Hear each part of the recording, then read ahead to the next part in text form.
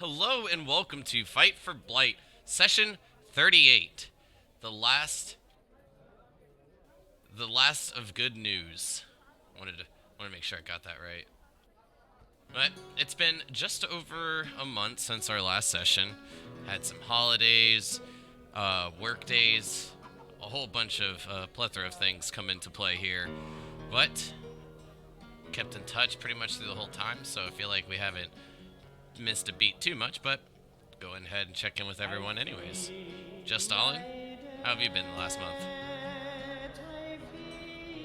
Wish I could say I had something a bit more eventful, but just working hard with work, and I did get a little bit more recognition though. Of course, I got my promotion before, so they wanted me to give them a headshot as well as some biographical information, and turns out they ended up putting it on our webpage, the district webpage. I think I'm still up there. I'm ready for them to take it down though. I'm not a social media type guy. I like having my picture on things though. Yeah, me and Shot Dog have to come up with a choreograph dance for what would you do for a Klondike bar to see if we can win $500 for my company. Whoop, Put whoop. yourself out there for sure, then. Oh, geez. And Mayvara, how was your month? It's been good. Let's see. Last week was me and Shot Dog's seventh anniversary. But then Friday, I actually had an interview for a job for a lady. I think it went well. But I also, I mean, I was having emotions, but we're good at work, so like, what's easy too?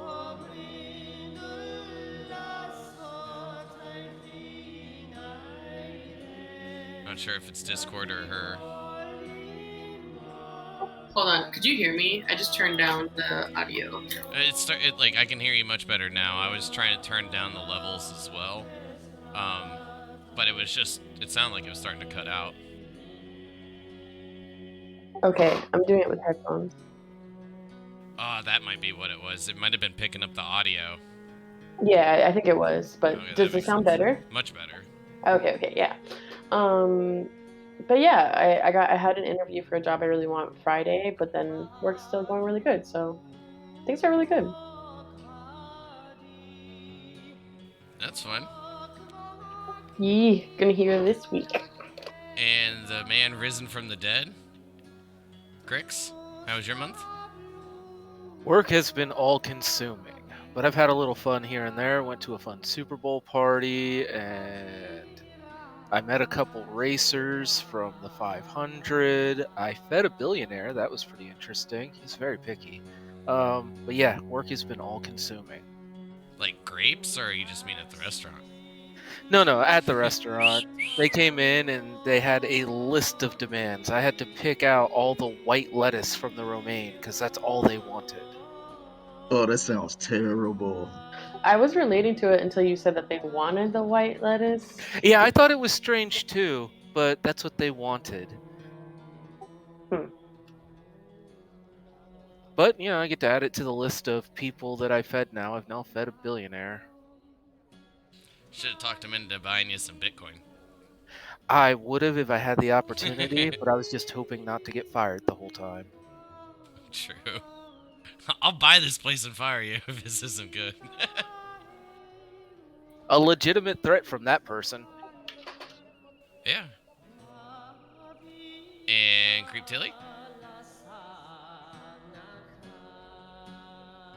Hey, all has been well. Yeah, I got to see some friends at a Super Bowl party. That was pretty sweet. I was like, "What up, peeps?" Work has been ridiculous, and I think it's just gonna continue being that way for a while. But all in all, good. All in all, good. Yeah, from the sounds of it, um, me knowing kind of what's coming up on that side, definitely gonna just get busier for at least the next month. Yes, agreed. Hopefully, we actually get some strong hires so that'll make a big change. For real. Well, super excited to get back into this, especially after being over a month. Um, really excited to hear what some of the recaps are going to sound like just because of the time. But I have faith in Mayvara since she had actually just reread the notes and then I guess contacted the DEA. um, okay, so here's the problem, right? That there is a gaping hole both in the notes and also in my memory where I'm like, I know something important happened here, but don't know what it is, didn't write it down. But I mean, basically, like in summary, we're still in Belkarth where like some of us are trying to learn to make like fire bombs and like trying to like get creative with like um creating weapons that have fire so that we can, do our thing. Uh and then just Stalin and May go out to hunt. Oh, and Ada put us up in an abandoned manor. Cute. But just Stalin and May went out to hunt and we borrowed two guards. Uh there was like some mysterious attack from the snow, something that seemed to be like moving through the snow. One of the guards was taken, and then Jocelyn and May returned back to town with just one guard. But I like can't really remember what went down in the woods. I think you tried to shoot it as well, and I tried to throw a dart at it to see if it was something physical, but I don't think that worked at all. So we definitely turned tail. But we didn't see anything, right? We just No, it was just something under the snow, I believe. It never surfaced. So I don't think we have any idea what the hell that was.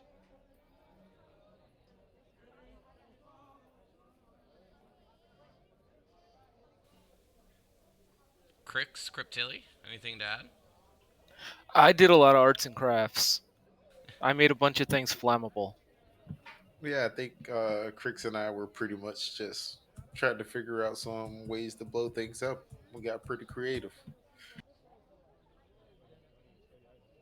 Yes, I do believe you guys came up with some like Molotov cocktails using vials um, that you would normally use potions for, filling them up with like oil, fats from animals, all sorts of different things.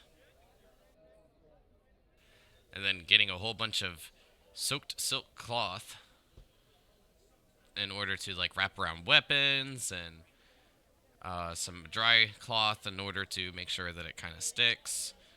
But all of it was done with great care and attention to detail as well.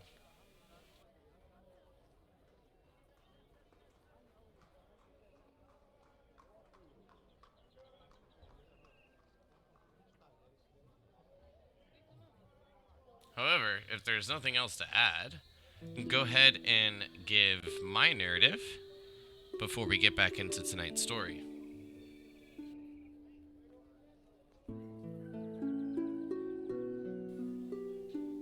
So, during our last session, one of the last things we did was confirm that there was nothing else besides to finish your little projects that each of you had kind of set forth in completing during the day of June 10th. So, as we move forward to the morning of June 11th, after a day of hard work that was put in by Crix and Cryptilli, and a strange discovery by Mayvara and Justalin in the Burrow Forest, you begin to feel the sun peek through the windows, warming your skin just a little bit. Crix feeling a little proud of himself now that the weapons have been wrapped in the silk cloths that have been soaked in a variety of flammable material, and along with 20 vials filled with flammable materials and perfectly cut silk threads. As your breakfast, as each of you gather in order to start eating breakfast, you begin discussing your events from the previous day and exactly what is to be completed And just as you're about halfway through your meal, you hear a loud knock coming from the front door. I'll go to answer the door. So you open the door, maybe a bit to your surprise, but perhaps not with the previous day's news. You're greeted by Ada and 6 guards. Well, Prince Crix, it's a pleasure to see you. I hope I'm not disturbing you at such an early hour. However, after talking over with Malone, I do believe that these guards will be able to help you if you still all plan to go to the Barra Forest.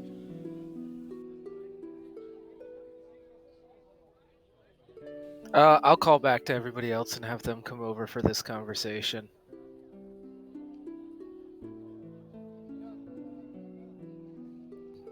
A nice We'll be friends right call with me. I'll join for the convo.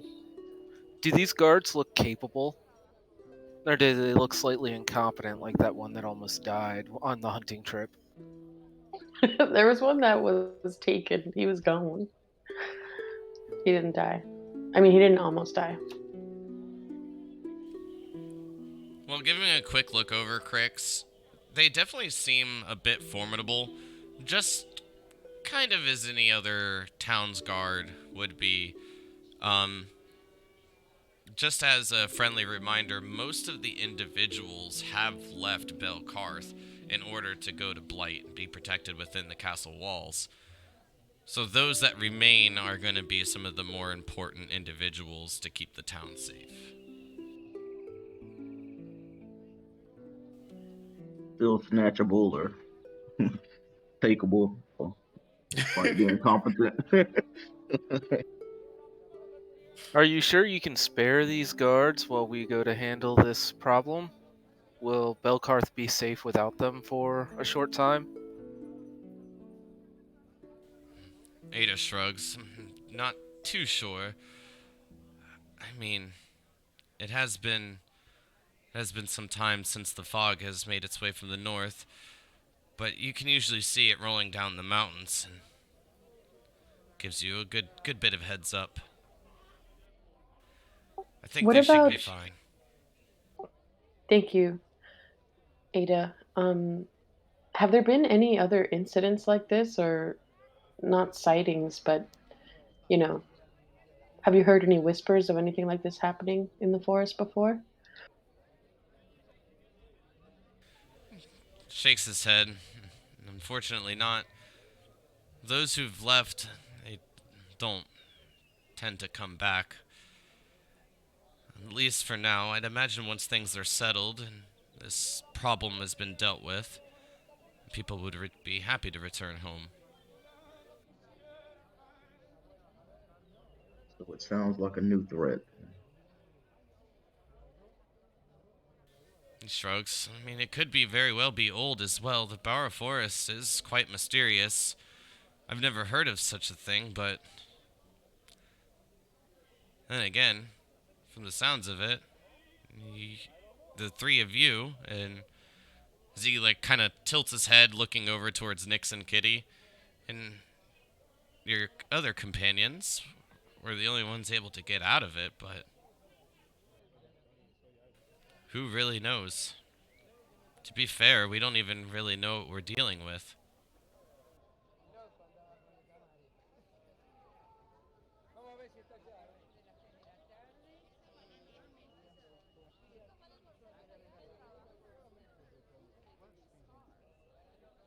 Do you not think this is enough? Should we try to get more?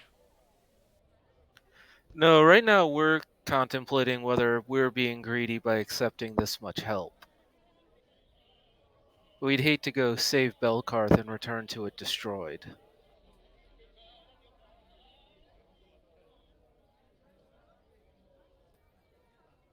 In any case, thank you. We'll do our best to make sure that they return home safely.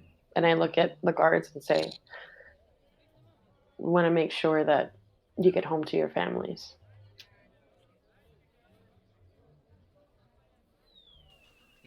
The respective group nods, and you hear one of them pipe up in the back, "For Blight!" For country. And then the rest kind of, here, here! And, lift their spears, some bows into the air. They seem a bit excited, however, you can kind of sense that a lot of their will has been drained due to the past events.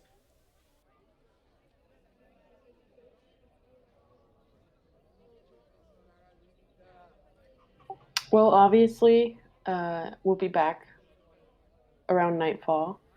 We don't want to stay out there and camp with this mysterious entity threatening us. We shall come and find you, give you an update. Well, then these guards are at your command. At least for as long as you need it. Please keep them safe and keep yourself safe as well. It does worry me having people disappear in such a manner.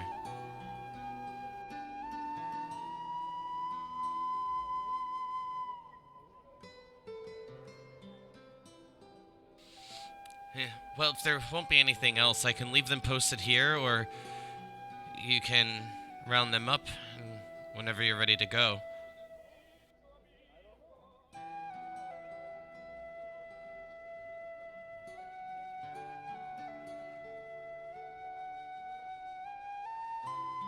Do we have enough maybe to clear the snow and see what this threat is?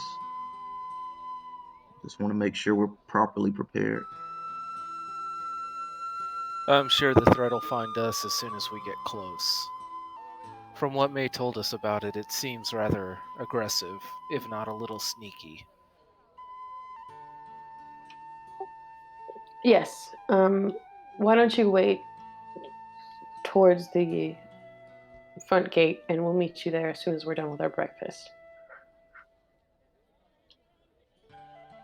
Each of them give you a salute, and in unison, turn to face right, and then begin marching off. Ada waits, looking at them till they're about out of earshot, and says, "And if there's anything else that I can be of service to, please don't hesitate to ask."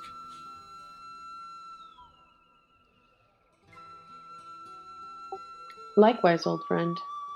Is there anything we can do to help Belkarth or you? And she touches his arm while she says that while we're here.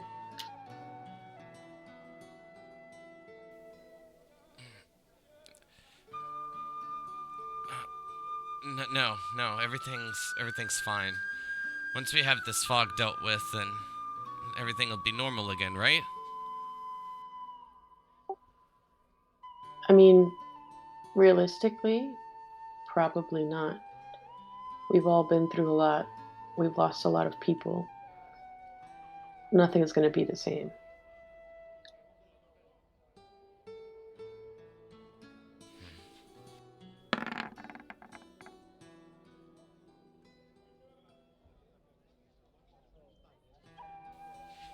There's definitely something being held back, Crix.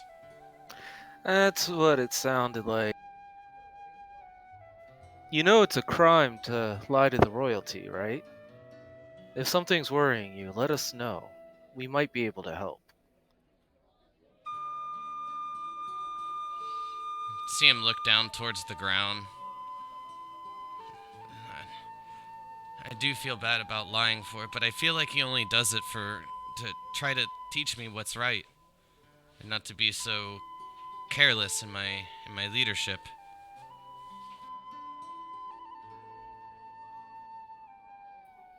Go on. Well, Malone's kind of straightforward.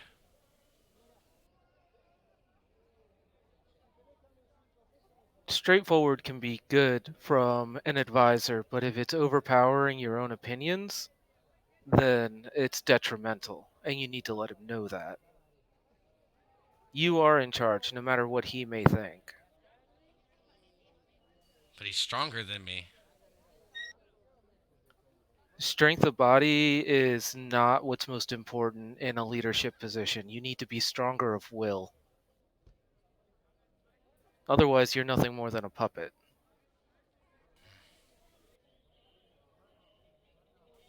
You're right. What do you mean he's stronger than you? Has he had a chance to test that?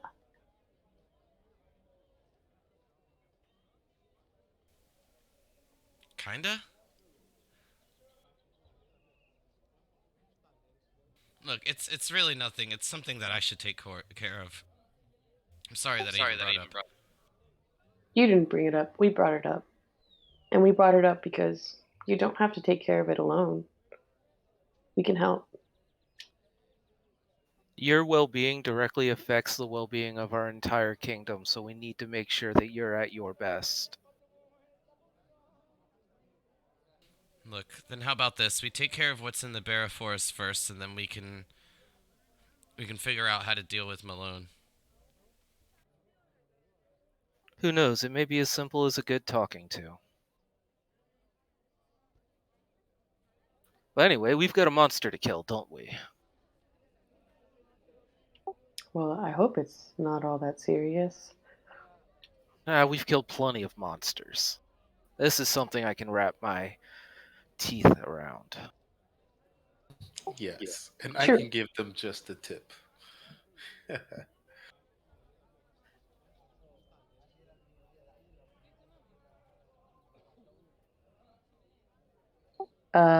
There's always that silent, Mm. awkward silence after one of Cryptili's jokes, where I Of a imagine everyone's bleed just like or looking shifty eyes back and forth. Yeah, May's gonna go, right. Okay, yeah. Right. All right, Ada, we're gonna finish our breakfast Just and to head be out. clear, I don't intend to bite the monster. I don't know where that phrasing came from. That's all right, Crix. I mean, you're big dog, so fangs included. Roof, roof.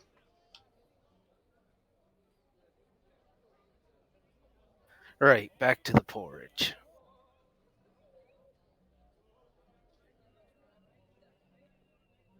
Yes, let's finish our breakfast and be on our way. And Ada gives you a nod and a salute, and then heads back towards the market.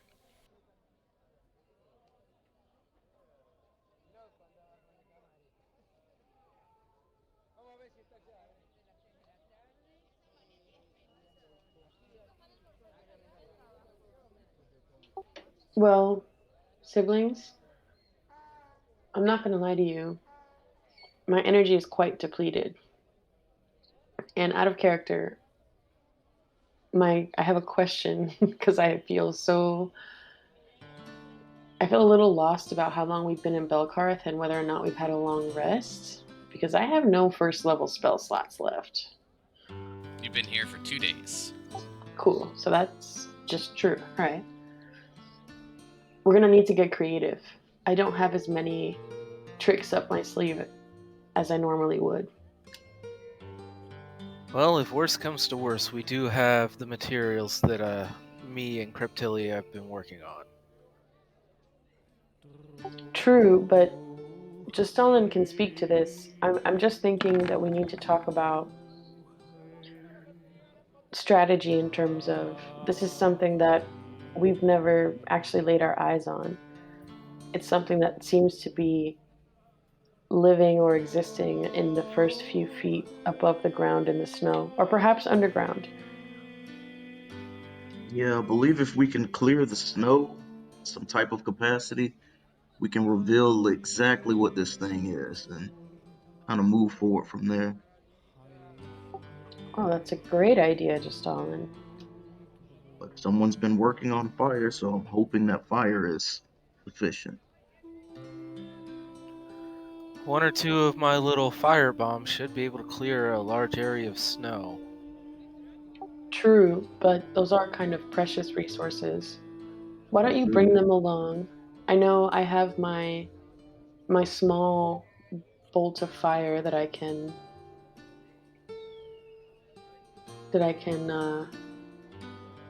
meet out, but let's make sure you bring those just in case we need backup. I mean, in all reality, this thing will probably find us before we find it, so our opportunity to clear the snow is probably going to be in combat. True, unless we have a strategy. Almost imagine it like we're tunneling, where we're clearing snow before we move forward. Yes, but you might want to consider that this thing is at least somewhat sneaky in what it does. It may not engage us if it knows beforehand that we are taking away its advantage. Possibly. I'm wondering how territorial it is. Maybe it's kind of making rounds to certain limits or a certain boundary within the woods, but It that might be difficult to figure out. Might be too late. it may be a good strategy for us to ambush it as it ambushes us. I hate to say it, but we do have some capable bait. True. And I'll look at just Stalin. Oh, Just kidding. yes, no, none of Ah, us. Perhaps part of our group could. I know the Panthers certainly could wait up in a tree. Well, in my mind, I was thinking more we send the group of guards a bit ahead of us, and when the monster engages, we rush in to ambush the monster and clear the snow. I think if we use Kitty, it'll be fine. How Like, many times has Kitty almost died? yeah, she, they survive very often. Almost 10 out of 10 so far. So let's just send them in with a plan to retreat. They're spry enough. Well, my plan was talking about using them as the ambushers, not as the bait, just for the record. And I think we all know what my twin would have to say to you, Creep Chili. I was going to say, and you explain to your brother why Kitty is gone if this doesn't go well? Better him than me. He would say made we could tie a rope to each other, so we all kind of like weigh it down just in case it tries to snatch someone. But that could backfire. So that would almost certainly backfire. It would destroy our mobility. I'm sure you could anchor yourself. You're a very healthy young lad.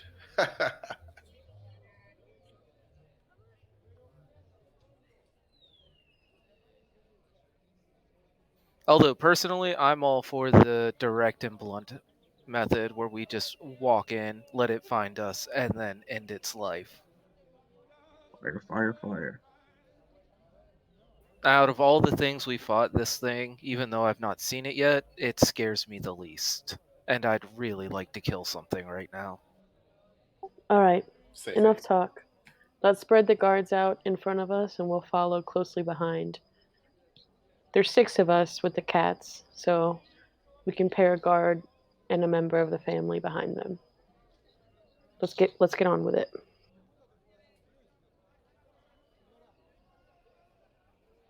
Also, best not to tell them that they're bait. We'll just call them a spearhead. Doesn't that usually mean bait? Not to grunts, it doesn't. We It means came important role. we came up with this term. What are you talking about? Well, sounds like a hell of a plan to me.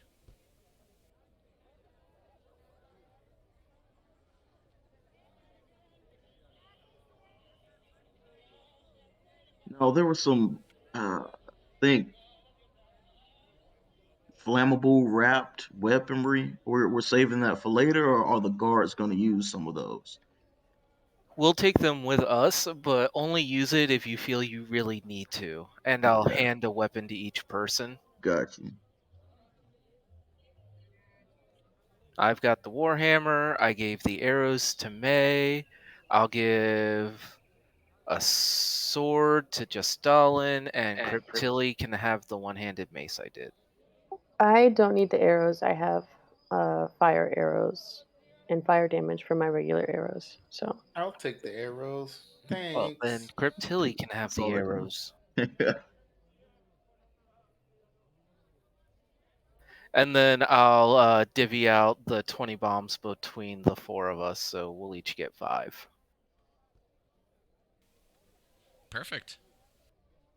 You still do have a a bit less than half of your material left, so you could still make more, especially with the vials. The weapons, I mean, as long as they don't get lost or broken in battle, then you should be able to reuse them again with the same process. Yeah, it's just a matter of resetting them. They're kind of a light up and use for a while, and then they're just done at doing that.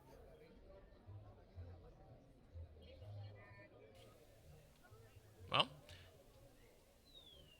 I agree fully, but if there's any other planning or things you would like to get done before meeting up with the guards up at the front, feel free to do that now, or we can just begin our trip as you collect everyone, making your way out to the Barra Forest. one thing, if you get a chance to talk with your buddy in our buddy system, we need to see if the guards are going to be loyal to Malone. It's going to be important if we plan to help Ada get out from under his grasp.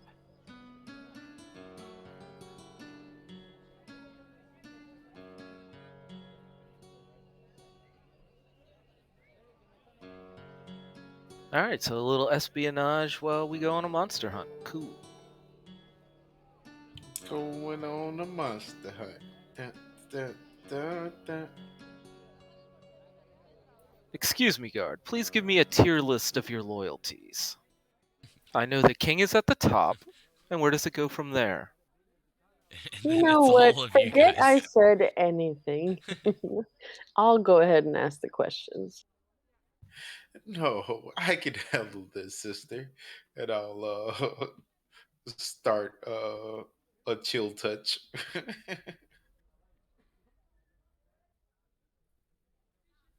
But I won't let it go. May's like slapping her hand away, kind of like how siblings fight. Like, stop it. I'm not touching you. Well, as each of you finish up your breakfast and begin to head out towards the north gate of Belkarth, make your way through the market. You can see that it's going to be a fairly nice day today. A few clouds in the sky blocks the sun from time to time, but for the most part, it's a fairly nice day. The wind is calm. It's, I guess, fairly warm from what everyone's kind of used to, especially during the ice storms and blizzards.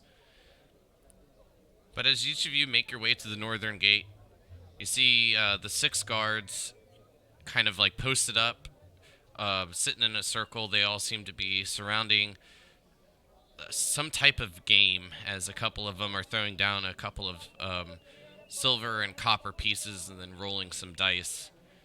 One of them slaps one in the chest and points. Then you see them all kind of stand to attention as each of you begin to make your approach. Princesses, um, are we ready to go?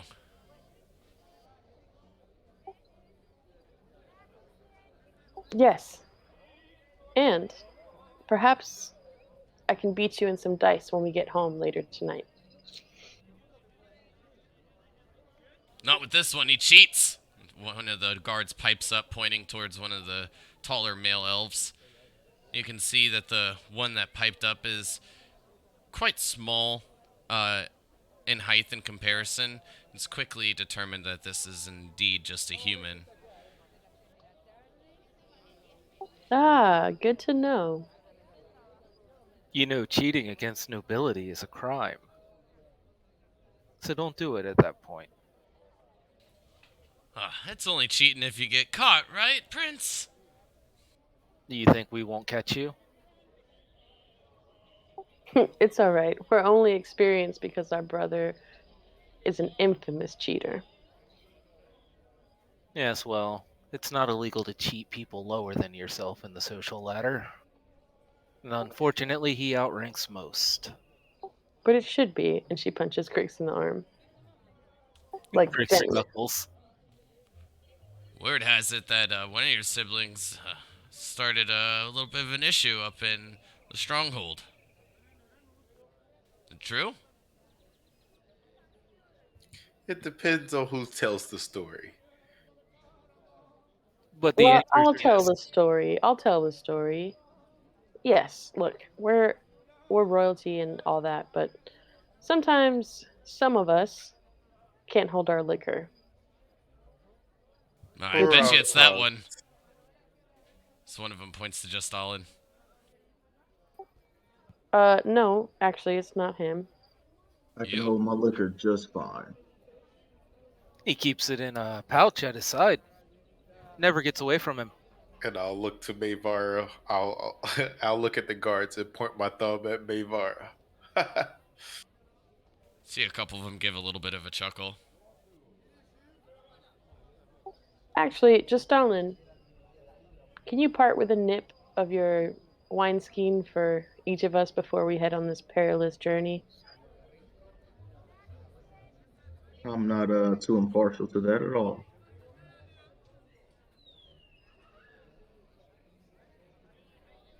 She Just takes don't it. go overboard. Yeah, she takes it, takes a sip, and passes it on.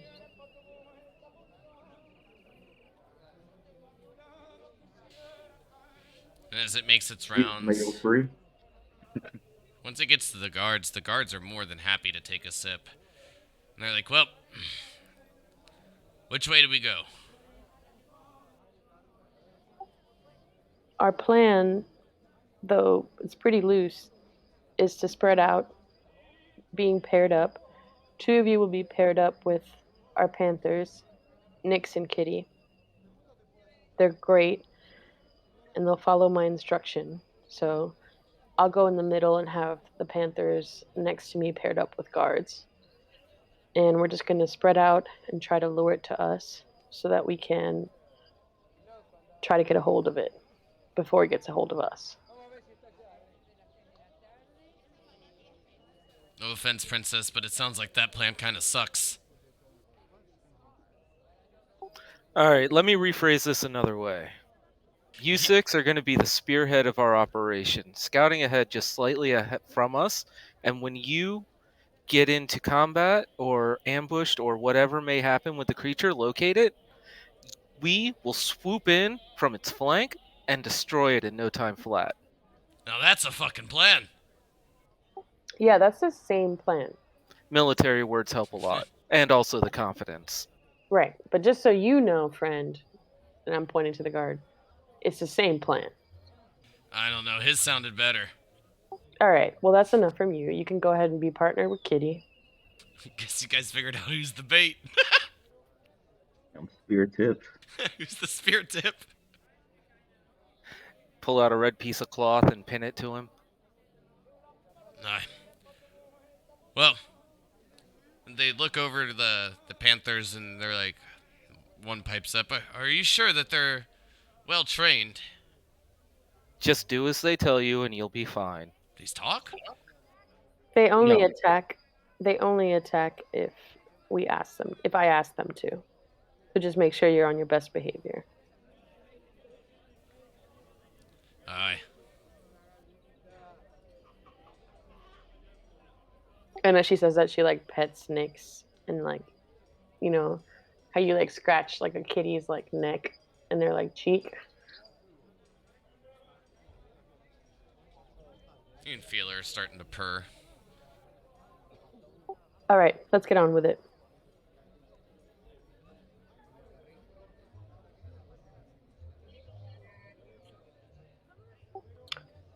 And then I suggest we move in like a sort of like V formation with like the bottom of the V pointed forwards. I'd like to be second from the right with Kitty on my right, Nyx on my left. And then I don't know who would like to be the spear tip, if you will. Perhaps Crix.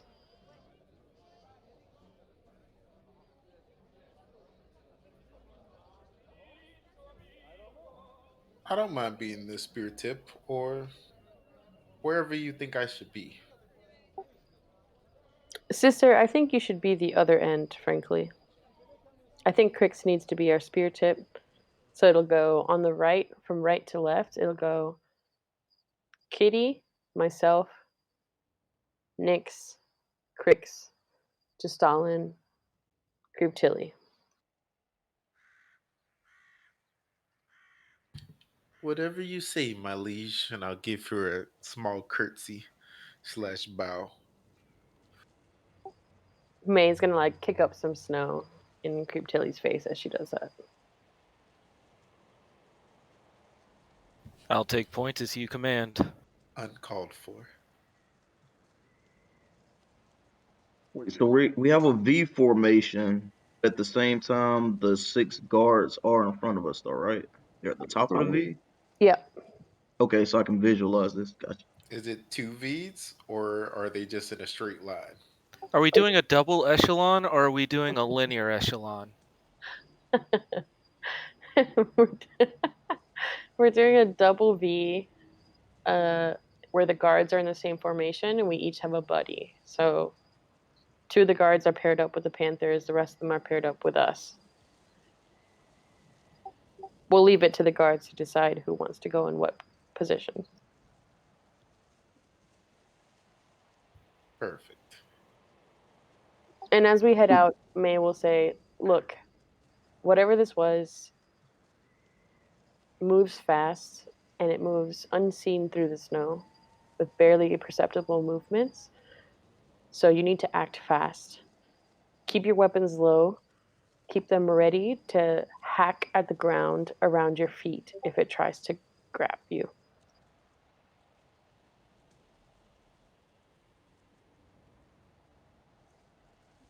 Before the Knees guards bent. Sorry. Before the guards can start choosing who they want to pair off with, I'm just going to look, and the 2 stockiest guards, I'm going to say you 2 are with me. I'll stop one and I'll say, you just get one, Crix. And I take the other stocky guard and I put him with me.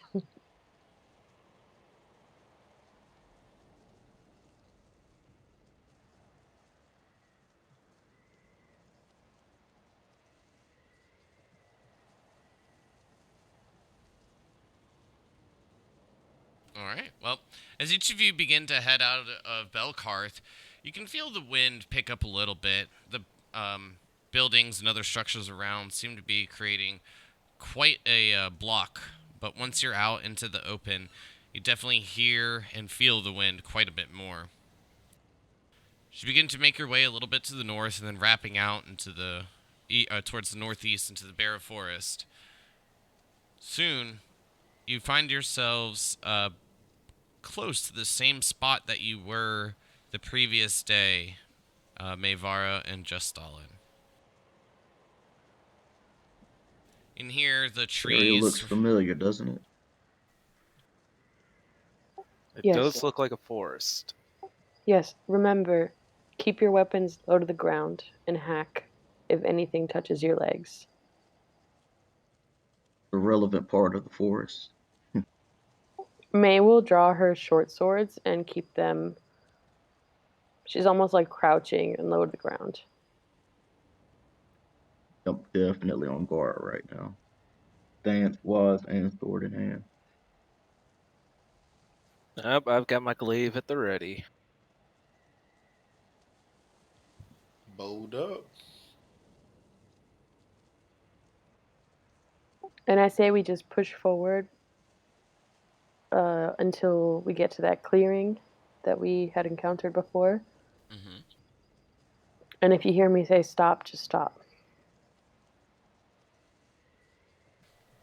You see the tip of the spear beginning to move a little bit slower as you each begin to come up upon the opening, reaching where you were both hidden up in the trees before. You see Kitty and Nyx get a little low to the ground and start almost kind of stalking.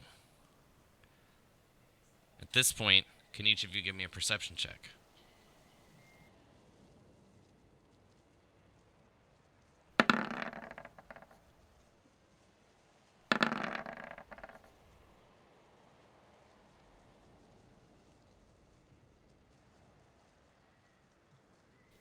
Hear a guard kind of whispering, pipe up, I, I, I see something.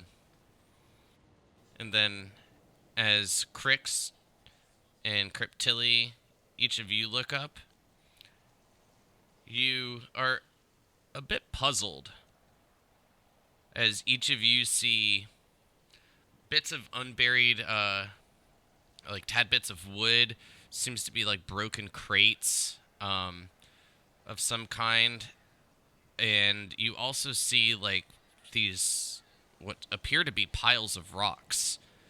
Just Stalin and May, you see it as well, but it definitely strikes each of you a bit more odd because this was not here the previous day. These formations were not here yesterday. The wood and the rocks. Remain on high alert, and May is going to actually draw her bow and aim for one of the rocks. Curious.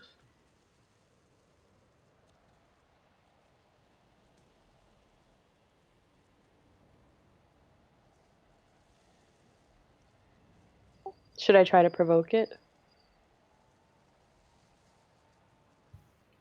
Does this look like some form of shelter or just some random gathering of materials? Here's what I'm going to do for you. I'm gonna shoot the rocks. I don't know what else to do. I'll throw a rock at those rocks, but that's about it. We're dealing with graboids here, buddies. Down in this bottom left corner, I have 6 guards for you. And then if each of you would like to add your tokens, and then also let me know exactly where you want everyone to be placed, I can get that set up for you. Okay, I was imagining 1V, the guards are in 1V, and we're behind them in one big V. So all 6 guards together.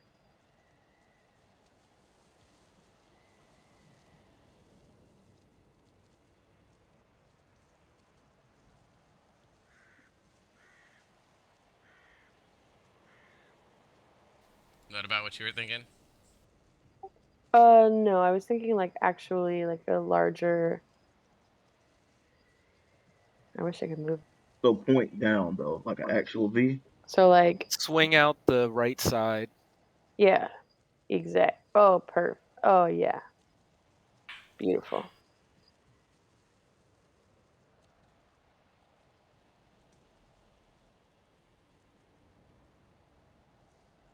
So I got Nyx, and then in order to get Kitty, do I just move over Nyx again?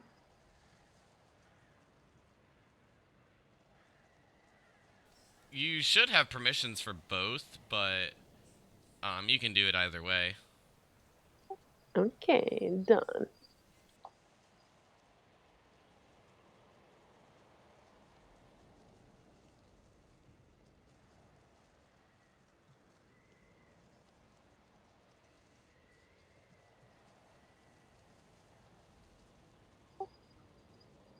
All right, so Okay. I'll go ahead and like shoot a fireball at the wood pile.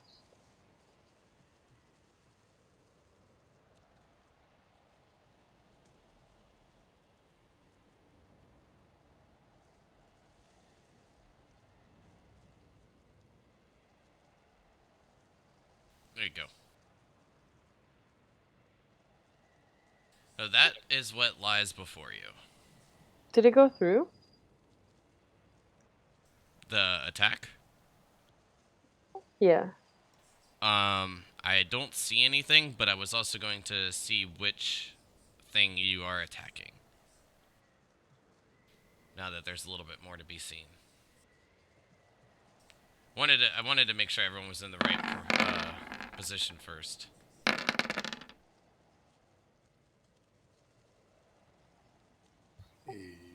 Yeah, that makes sense.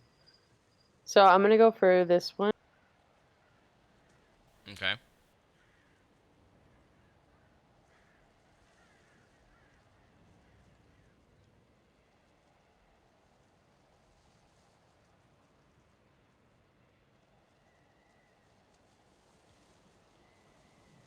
I want to toll the dead that rocks.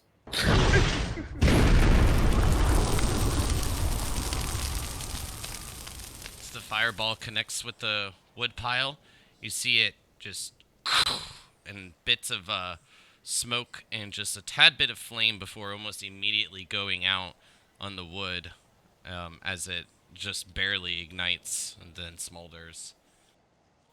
And as you attack the rock there, Creep Tilly, which one were you doing?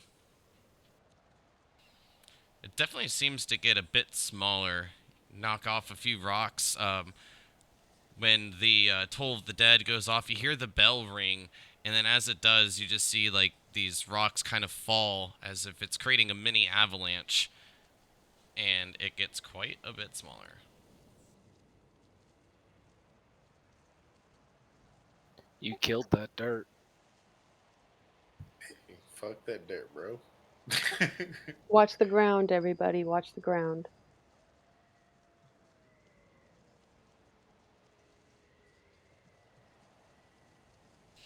Where are we moving to? I say we move to the right. Move our formation to the right a couple squares. You all should have a capability to move them, so if you'd like to, feel free. Yeah.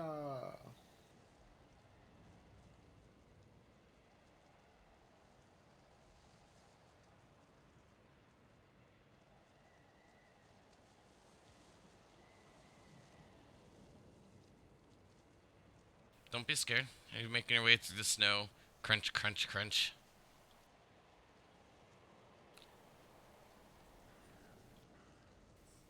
Hey, Vara, this is about the point where you were getting to, where that first guard seemed to have disappeared.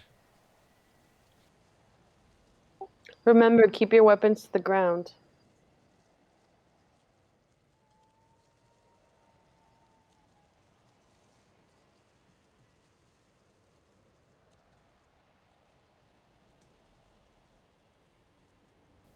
Two of the guards aren't movable. Which ones? The two furthest back.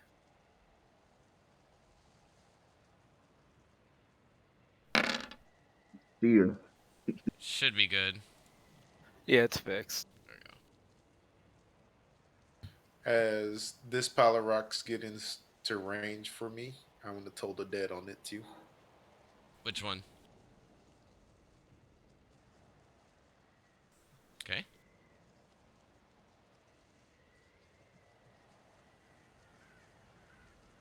Roughly the same thing happens as the pile seems to get a little bit smaller. And at this point, I need someone to roll me a d20. Whoever would like to do it, please do. But I only need one. Do it, May. Fearless Do it, leader. May. Sorry, I hit it. It's That's all good. clearly an 18. Those lying dice. Well done. Sorry. You're good. Yeah, we'll take an 18, I'm sure. You hear a guard pipe up. I think something just touched my leg! As he drives his sword into the ground. Which guard, to be specific? This front Yeah, one. good question.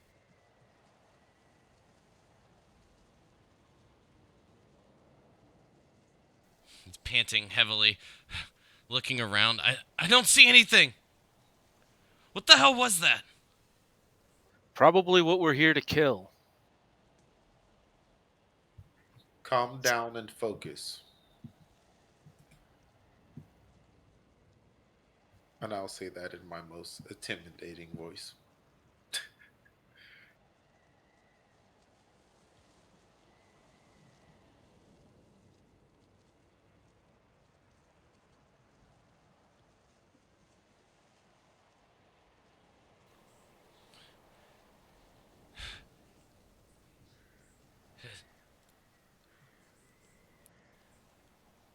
And one more d20. Not it. Got it. Oh. You see the guard that got close to this crate that seems to be buried into the snow. Keeps plunging a sword in, looking around, and then as you all kind of catch quickly, you just see him get pulled under the snow like an individual beginning to be pulled underneath the waves of the ocean. Does he disappear completely, or is he in the Yes. process? Okay, so he was just whoop. Yep. It's like almost like hitting a pit. It just like fell into a hole and seemingly disappeared. A bit of a yell is heard, but it's cut abruptly short. Can we tell if that when he got pulled down, if he went straight down or if it looked like he went to a side or anything? It looked like he was moving to the side a little bit, but it was so fast it was kind of hard to tell. Did the snow around collapse into the hole, or is there a visible hole there now? Oh, there's no hole. That's just kind of what it seemed like. Okay. So the snow's like 2 or 3 feet thick? Mm-hmm. Okay.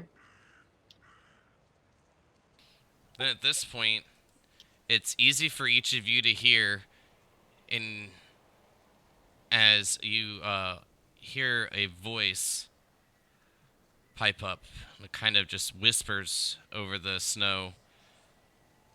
One more feed.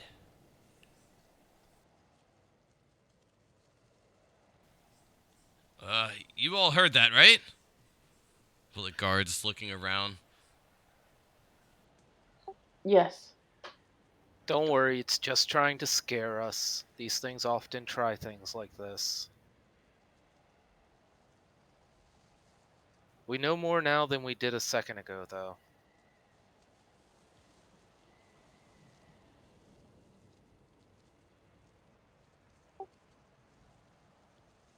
This little ravine, or is this like a riverbed? Like What a is little this over hill. here? If you're talking about this, Yeah. yeah, it's supposed to be like a little hill. Okay. Oh, that was a little pond. I thought it was like a pond too. If it was, Real it would be cool though. frozen. Yeah, for Yeah, but sure. that would be good for us. That's true. It's just a bit like going up the sides of it, like where you're going. It kind of just like gradually goes uphill. Not a big deal. But if you were to go from here to here, then that might cause a bit of a hindrance. Is the snow on this hill just as thick looking as the rest of the snow we're in? Mm-hmm. No.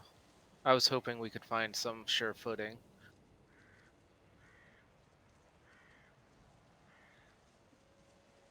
Alright, so we know it's in the snow and it's hungry.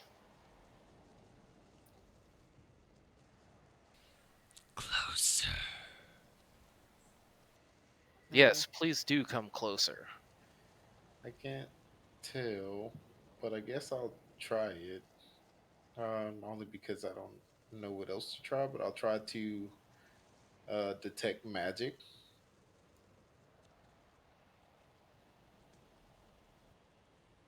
Uh, doesn't that take you 10 minutes? Oh, yep, never mind. Yep, I was just You looking. I could was like, cast it "There's as a no." spell slot. I Yeah, was there. afraid of that. I was like, there's no fast way to cast that." You Can expend a spell slot. Yeah, that's It's not fine. worth it.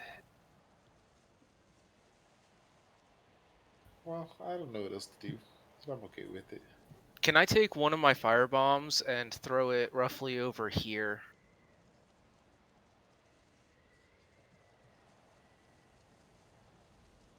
Yeah, if you want. Yeah, that's what I want to do. I Okay. want to try and clear out some snow somewhere. We need a hill to die on. And this other one won't do.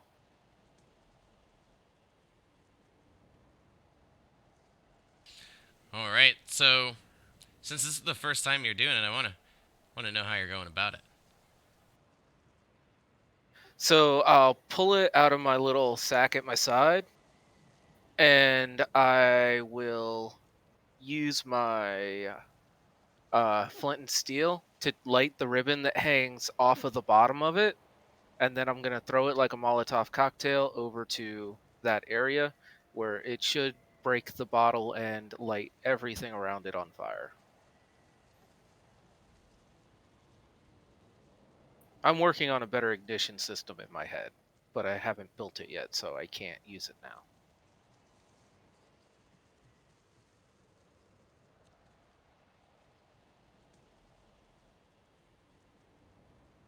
Okay. So, as you throw the vial, after getting it lit, you hear the glass shatter, and a bit of fire begins to take place.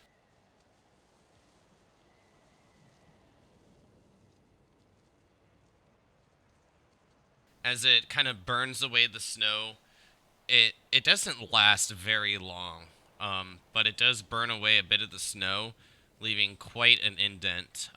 It would be a little bit easier to transverse, not that this is kind of hindering you, but if anything were to pass through that area, I feel like it would be much more noticeable. Well, that's better than nothing. And the fire should burn out fairly quickly, right? I Mm-hmm. mean, it's literally melting snow, so it would put itself out pretty quick. Well, that's new. Never seen that before. A little something I've been cooking up. Anyway, the snow's shallower there, so we may be a bit safer over in that area. We should regroup over there to decide how we're going to start dealing with this. Yes. And Move if quickly and carefully. move quickly and touching someone else, please, to that area. All right, go about your movements.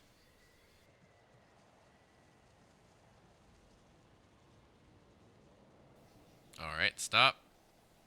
Crix, I need a D20 from you. Luck, don't fail me now. It failed me now. All right, may Vara roll. Do a /R 1D3.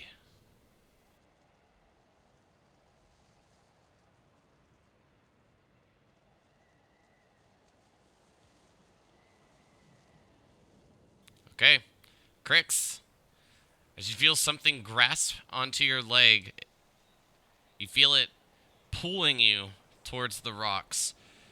The guards and you are all in a group and close together, and as Cryptilli said, being in at least a touching range of one another. So go ahead and give me a con save at advantage.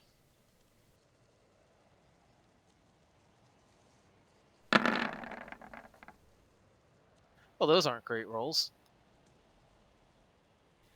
As you lose your footing and get pulled a little bit towards the rock formation, you hear the guards grunting as they're pulling you back, but then a sharp pain comes into your calf. Feels like daggers piercing into your leg. You will take 4 points of piercing damage and 1 point of necrotic damage.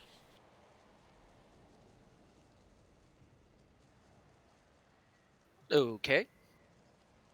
And that's when the rocks begin to shift. And as that happens, you see a skeleton, its hands wrapped around your feet, Crix, and its teeth buried into your leg. Ah, the problem bit me before I could bite it.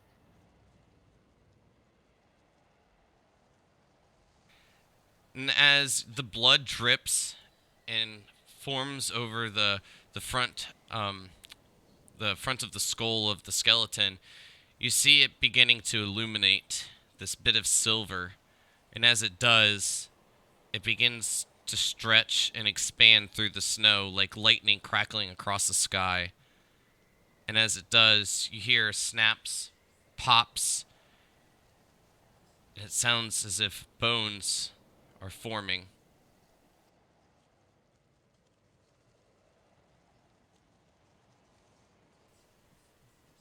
At this point, each of you go ahead and begin to roll initiative as I reveal what begins to pop up.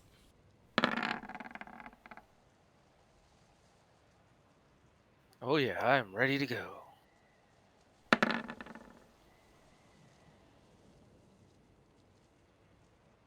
Hey, me too, boss.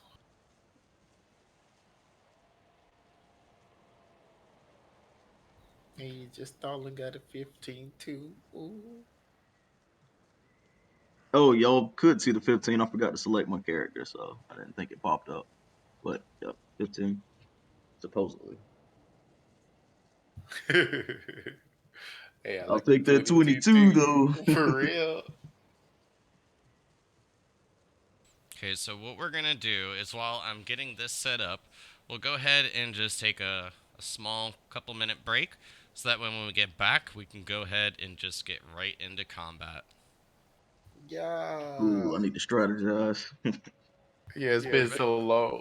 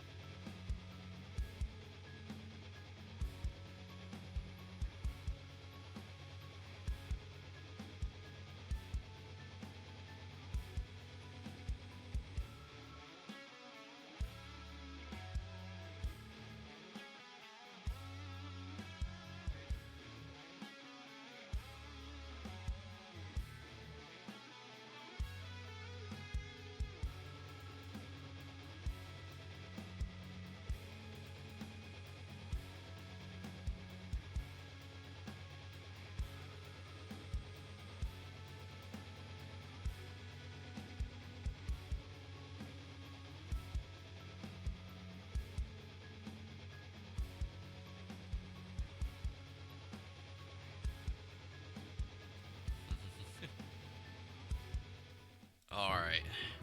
Since I heard all of you were back, we're good to go. And get this combat on the way.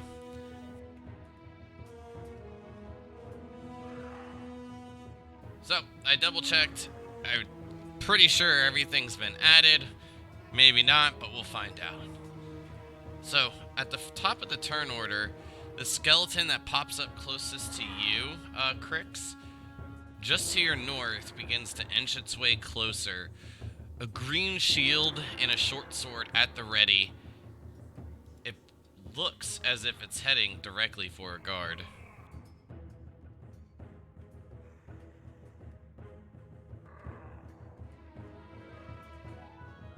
Oh, stepping up and giving one swing with the sword.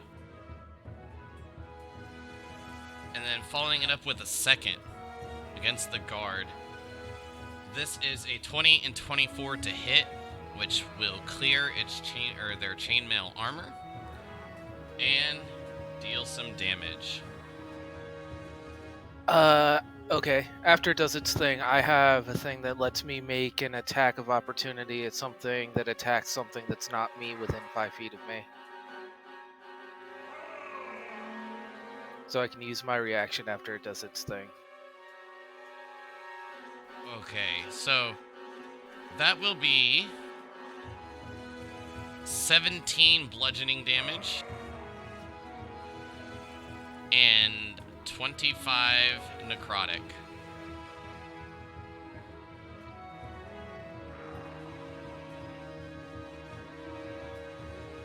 And as the sword sinks into the guard, not once but twice, you hear him let out a bit of a yell as the blood gets drawn towards the creature's blade. And then the second attack landing, you see the elf's skin become tight and tighter as he falls to a knee, then the other, and then into the snow. And before soon, the skin's so tight you can see it wrapping around the bones and the indents and all.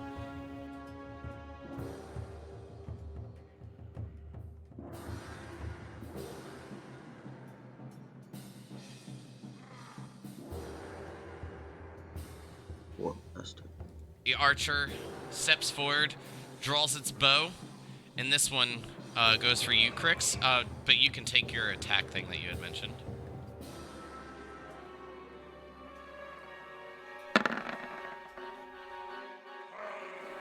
Fortunately, swinging and missing.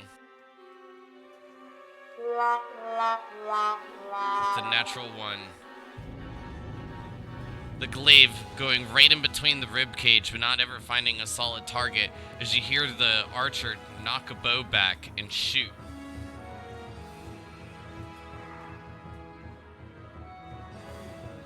Crix, does a 23 hit? It does.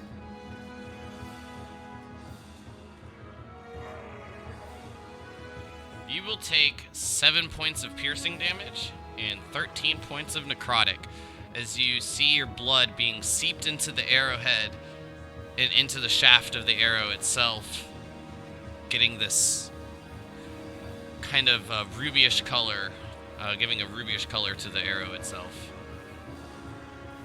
Then we move on to... well, it should have been flip-flops. Let me do that now.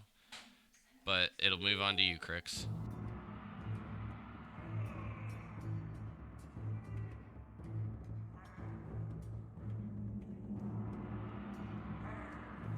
Alright, let's see. First thing I'm gonna do is summon my shadow as a bonus action.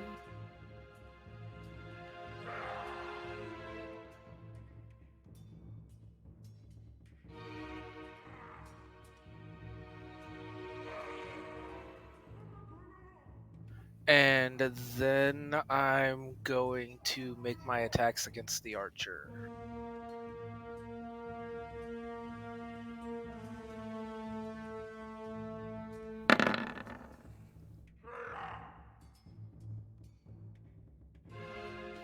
The archer, the closest one to you is like right here. Guy with the sword and shield's right there. Oh, that skeleton right there in between my shadow and I is not a person? Nope. Okay, well then I'm going to reposition myself a little bit because I did not realize what was going on.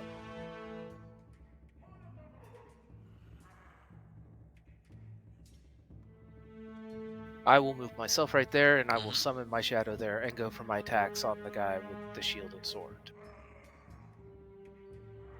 So my first attack is a 21. That'll hit. My second attack is a 17. And that'll hit as well.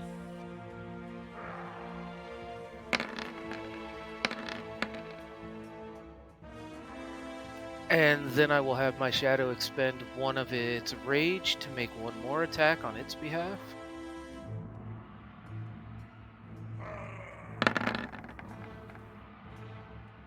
Does a 15 hit?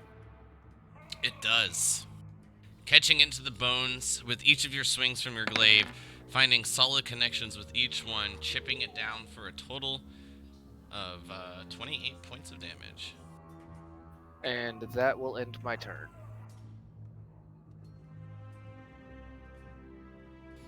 That guy already went. Alright. So, coming up to the guards, the ones in the back, the ones closest to May, have bows. The other ones have spears or swords. So, where would you like this guy to go? I would suggest every one of you kind of controls like one or two of them to make their attacks. Well, I'll control the living one closest to me then. Yeah, and I'll control these three. This one, and this one. Or just this one. If you take the two back ones, they can be bow people for you, but Which ones? that guy needs to be back there. But these two.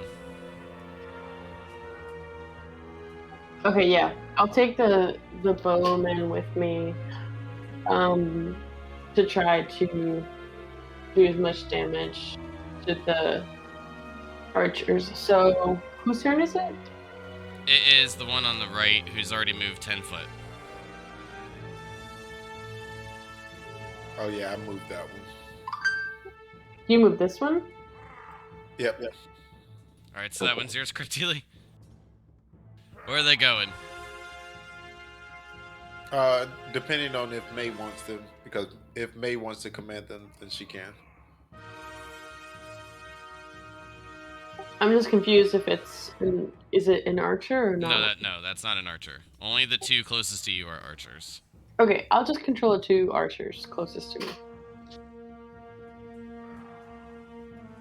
Okay, Crix, do you want the other two since they are not archers? They don't really do me any technical advantage, to be honest. Yeah, sure, I'll control 4 tokens. It's up to you.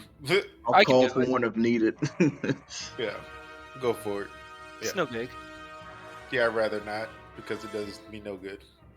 Makes sense. That's fair. So I'll move him back where he was before I moved him. All yours. And you said he's got a spear? Yes. This one has a spear. Then I will move him there, and with his reach, he should be able to hit the skeleton in front of him. So he'll just make a straightforward attack, because I assume he's just got one standard attack. The spear is... I mean, I just double-checked that it is still only 5 feet, but you can throw it. Does he have a sword, too? If he only has a spear, I'm not throwing a spear. This one only has a spear. One of the ones with the sword was pulled under, and then the second one with the spear has just been struck down next to you. So there's only one spear and one sword left. Then I think that'll expend all of his movement to get him there, and I'll have him attack from there. And he'll have advantage because, well, I don't even know if they get advantage, but if he can, he does. Yep, and it'll be an 18 on the hit. Good boy.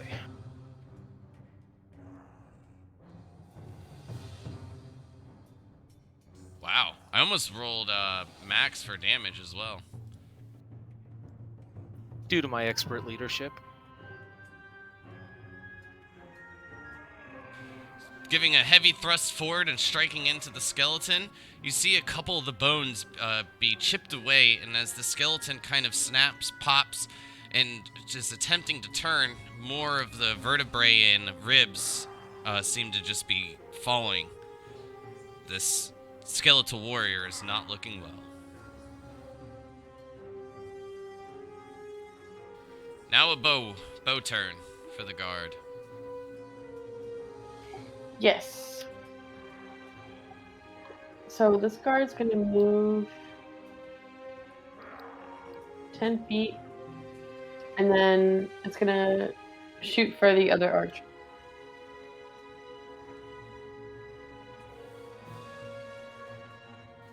Rolls a 16, which is a hit.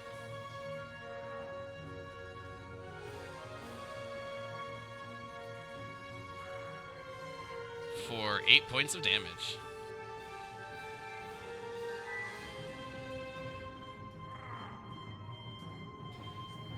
We have another archer turn. Yeah, this one's gonna move about 20 feet to right here, or 20 right there, and it's gonna aim for the same one. Got it.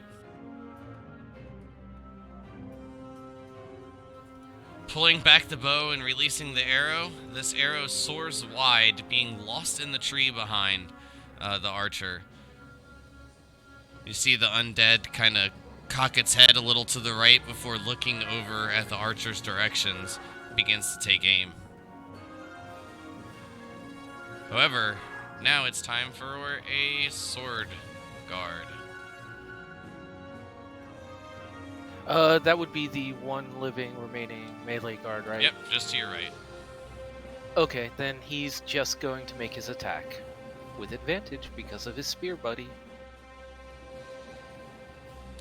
Didn't even need the advantage. Natural 20 on the roll. Will deal. That's because he's spearheading this operation. Lol. Ugh. Not great on the rolls, but 7 damage is 7 damage.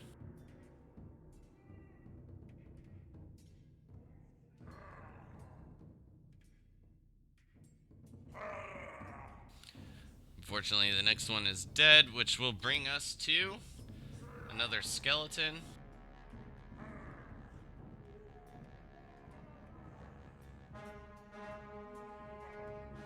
Making its way through the snow in your direction. Is picking up pace, closing the gap. But it does bring us to just Allen.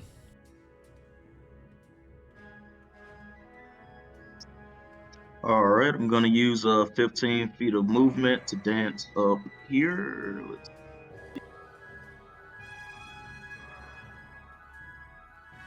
And I'll use my Fury of Blows. I have a double attack first, and then I can use my Fury of Blows. Yes, you can.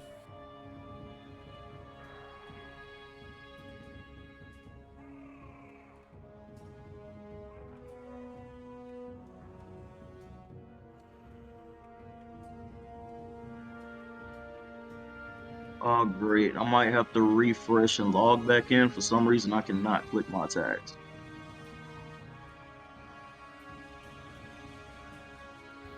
Did you re-download that Chrome extension? I tested it out earlier, but it worked with one of my saving throws, so I thought it would work with everything. Yeah, just refresh. Because if it worked before and you already have it, you should be okay.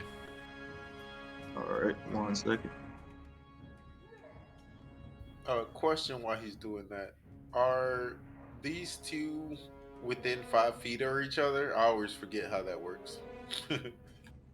Which two? Does that answer your question?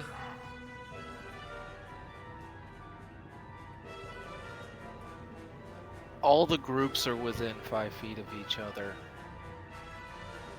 But not 5 feet of each other between their groups.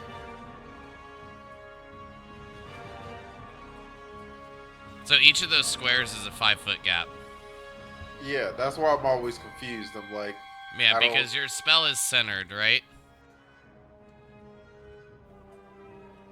It's like your spell is like a single target, so it would originate from that person's square, which is always the middle. Okay. Cool. It does it from the middle of wherever that is. Yeah, so there's different spells that'll specify other things. Like you can choose an area to make like a 10-foot explosion kind of thing, but a lot of it, with yours in particular, that you're combining, all of those are target spells, so it's just originating from the center mass. Perfect. Thanks. I'm like, it's just been a while, so I was like, oh, remember. Let me ask.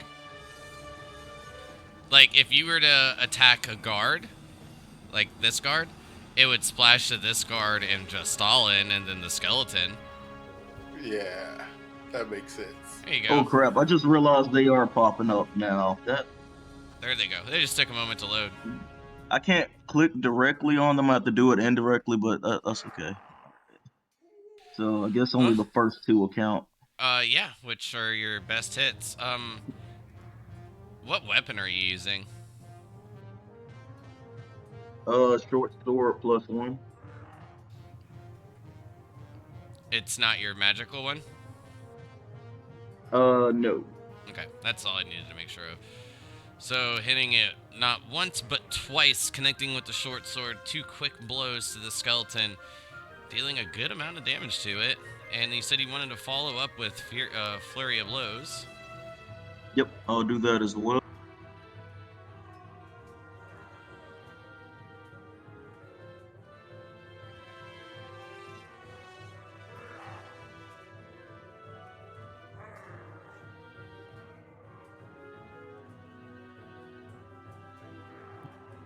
Well, yeah, technically one is unarmed, one is flurry of blows. I think they're both the same. Yep, same thing. Either way, it's just an unarmed attack. Just extra. Both connecting, dealing another 11 points of damage. Nice. And I will use my drunkenness and my cowardness to disengage without being attacked. Good call. Bob and weave, bob and weave. They can move. Yeah, that's probably all I can do at this point. I'm squishy, I gotta go. Sorry, guys. Crix. Or, not Crix, Cryptilli.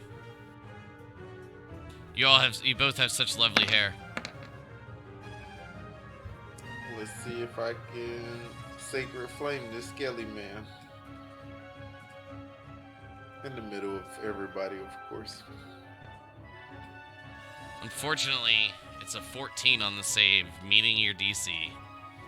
You see the flame beginning to build up in the empty chest cavity, but then it pulses and then fades. Oh, thwarted again. Curse you. No. And I will cast Shield of Faith as a bonus action on this guy, since he looked like he's gonna get fucked in the butt by these Yeah, I was worried about those archers.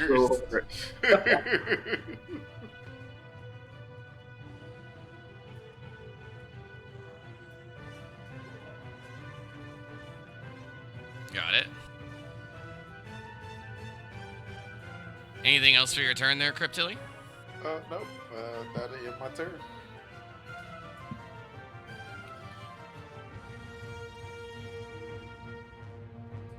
This one makes its way, and wielding a axe with 2 hands will take a swing at your shadow, Crix. Go for it. It's a 15 on the first swing, That does not connect. and a 25 on the second. That definitely connects. And as the shadow vanishes from sight, move closer to a guard that is now glowing with this yellowish hue. This radiant energy seeming to surround him, protecting him. Hopefully.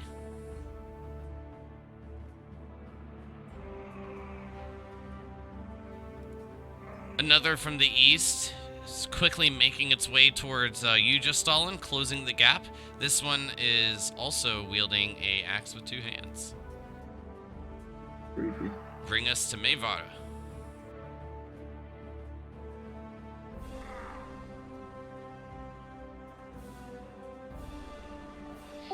Okay, can I aim for this one over everyone? Yeah, do like a little jump shot. I don't see why not. Yeah, I mean, we all know I have the skills, you know what I'm saying? But regardless, I'd like to cast Hunter's Mark as a bonus action.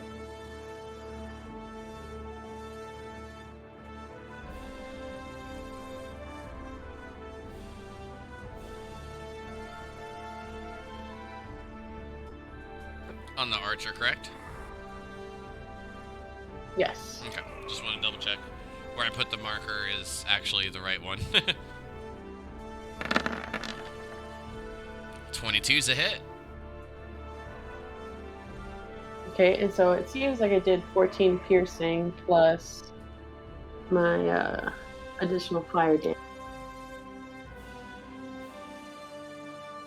Yeah, it only gave you a D8. Is the plus 6 is just from your modifiers, isn't it?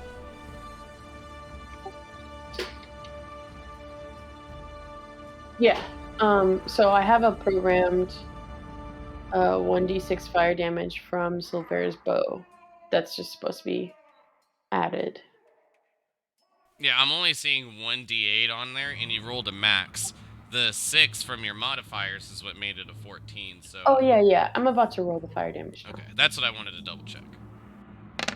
Yeah, I think Beyond 2020... sorry, what is it? Beyond Beyond 20? 20.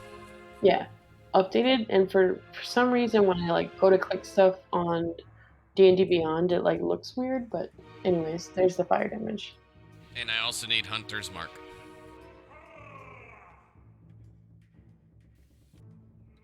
Oh, right.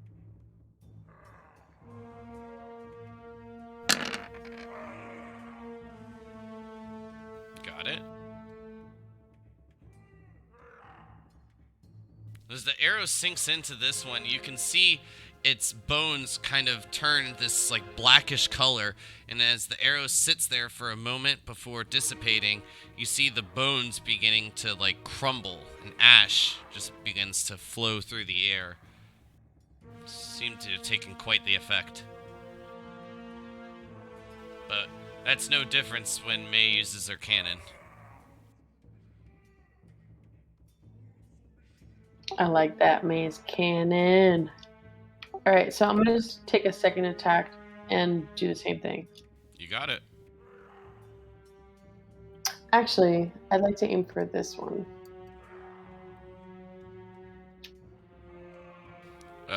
The axe or the sword?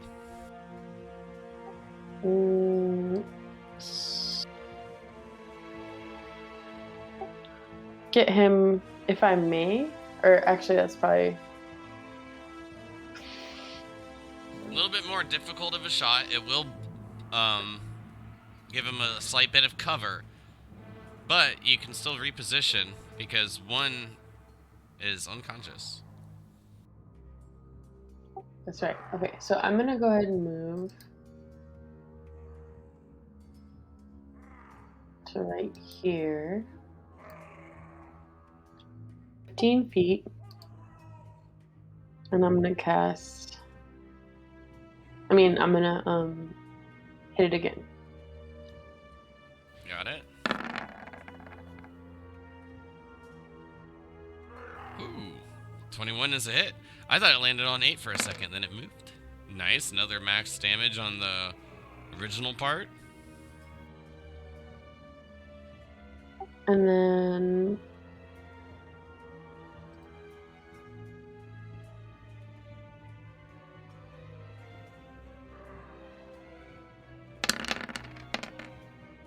And just double checking shield and sword.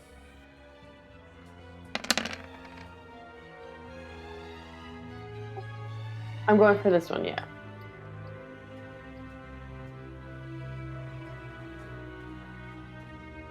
and it falls. However, as it does, Crix, you see this shield and sword get dropped into the snow, and then as the skeleton begins to fall back, you see it almost turning to snow itself as it almost blends perfectly into the deep snow and not leaving any sort of indentation.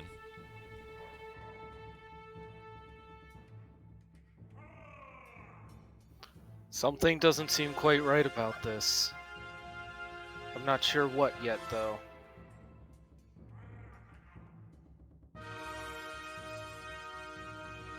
Yes, that's it. Feed me more.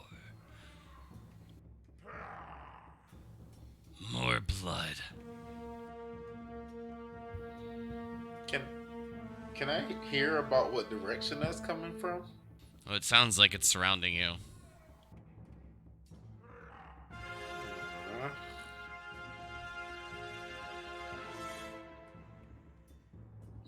I don't think these skeletons are the monster.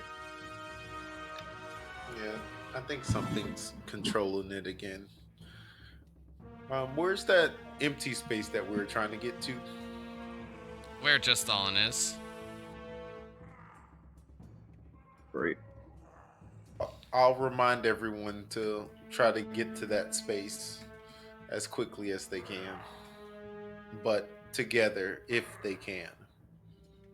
But that's the end of my turn. Got it.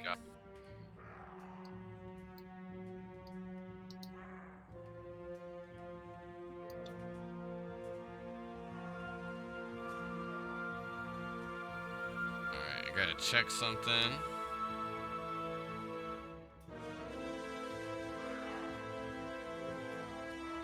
Just Stalin, as you were moving to your right, as soon as you pass a tree, an arrow is shot towards you.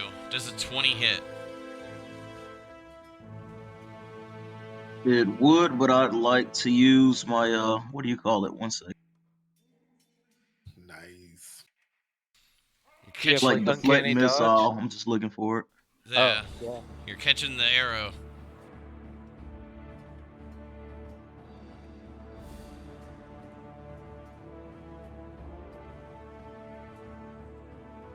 That Rolls shit out. nat. Nice. Oh, nat 10, max a 21. So that is the D10. The attack is reduced by 1d10 plus your modifier. If it's reduced to 0, you can catch it. Okay, so the attack was a 20. Hey, you called that bitch. So you catch I it. forgot. Do I have to use chi or ka just to Yeah. do that, or No. to throw it back? If you catch it, you can spend 1 Kai or key point, however you like Okay, to to put it, throw to it throw it back. back. To throw it back if Hey, you why want to. not? Because I never do it. Yeah. I guess I'll just use a dart throw or something. Yep. Okay. And then just let me know who you're throwing it to, because you're not going to be able to throw it all the way back to the person who just shot you up here. That guy's pretty far. Yeah, just picture a little spin so it doesn't lose its momentum. He just redirects it. Hey, bro, that's Right. crazy. You got 60 feet wherever you want to throw it. I'm trying to go on this guy right here, but it's not picking up. I don't know. Whatever I'm clicking on is being weird today. Yeah, Are you that's trying to ping? crazy. To ping, you click and hold. There you go. See him? Yeah, I'm gonna throw it towards him.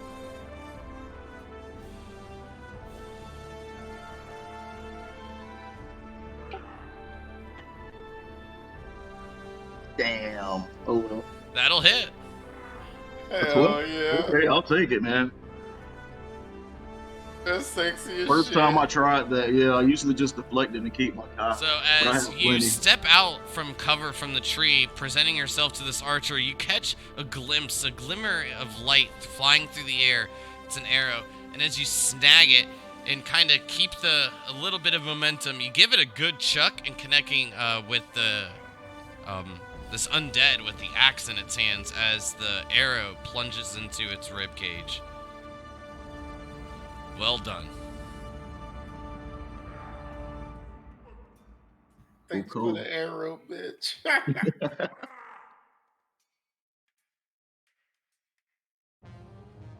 This one will maneuver towards a flank and go for this archer. Right here. Sorry, I had to sneeze.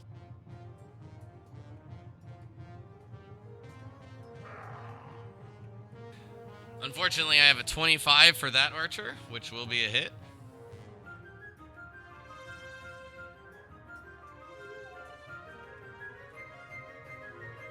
And as the arrow sinks into this one, May, this time you catch it as the skin grows tighter and tighter, and soon this individual falls into the snow.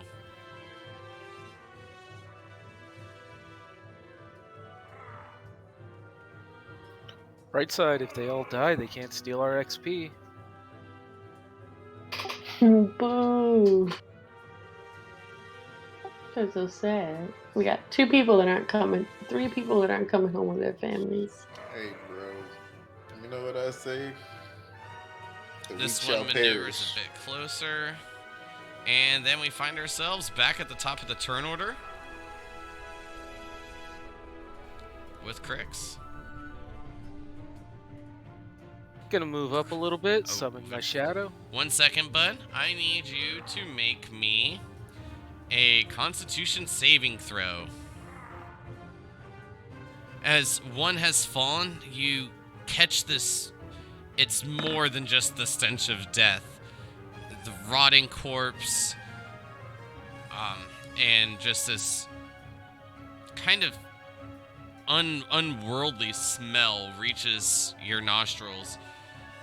And unfortunately, you find yourself becoming weak.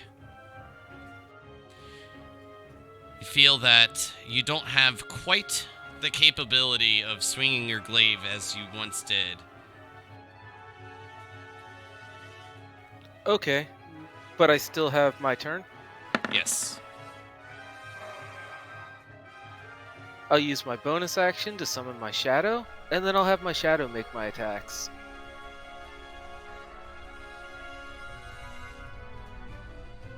Your shadow doesn't start with the same stats that you do, right, when it's summoned?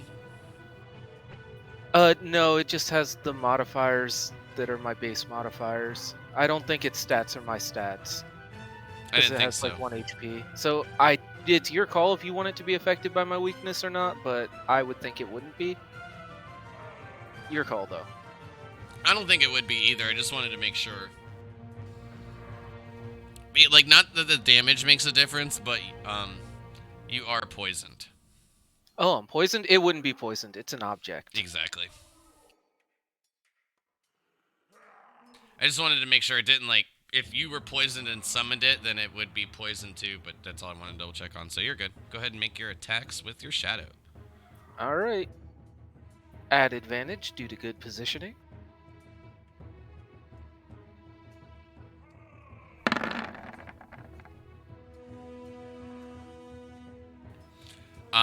Both of those are hits if you just want to use them both. Well, yeah, I have 2 attacks. It's making my 2 attacks. Okay, so I didn't they would know both if have it advantage. just rolled like you double clicked it and didn't mean that. But Nah, I was trying to streamline and just do them both and Perfect. then resolute after. Well, you're welcome that I ruined that streamline for you. 9. Nice. 13, 24. And,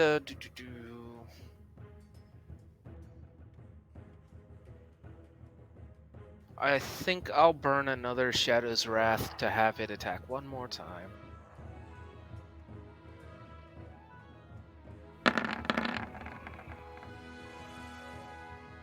'22's another solid hit. Another 7 points added. Alright, and that will do it for my turn.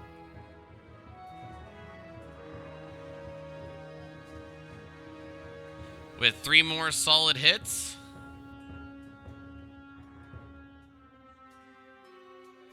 Archer will turn a bit.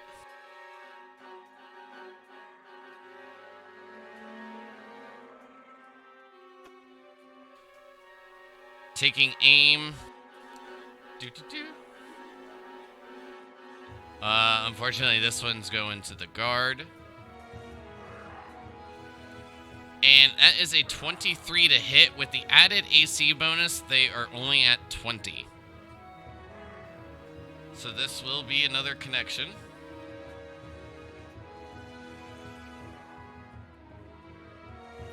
Nice. Not as bad. This one actually lives as he screams out in pain, and you can see the skin growing tighter, but he's still able to hold his ground. Weapon still at the ready as it becomes that one's turn.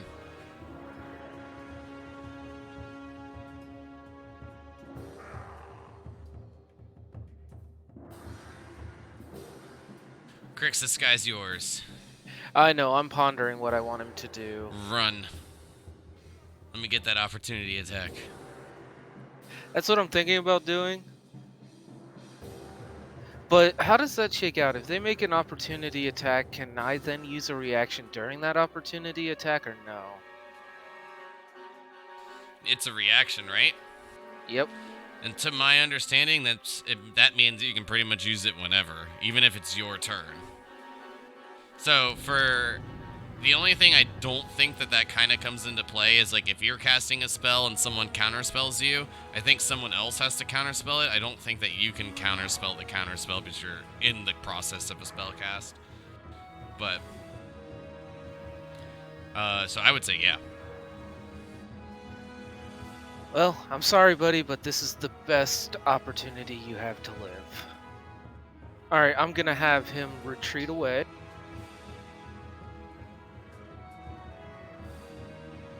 And as the undead takes a swing, the axe just barely misses with a 17 to hit and is plunged into the snow. Okay, and then I'll use my reaction to make an attack against him, but I was going to have him move his full movement speed. Like, he's not attacking at all. He's just outie. So he's just going to run another 25 plus, so another like 55 plus movement. Tell them what you saw! I'm just going to have him pull back to, like, here. Okay.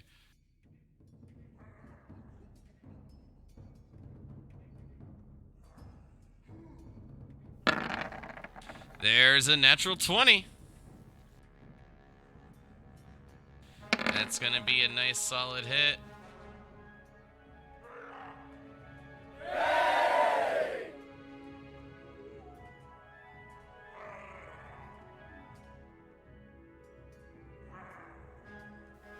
All right.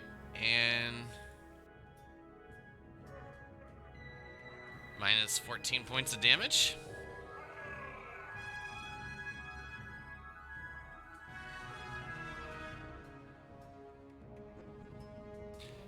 And that guy, that's the end of his turn. Yeah, that's the end of his turn. Sorry, I forgot it was even his turn. Yep. This one is an archer, so it's May.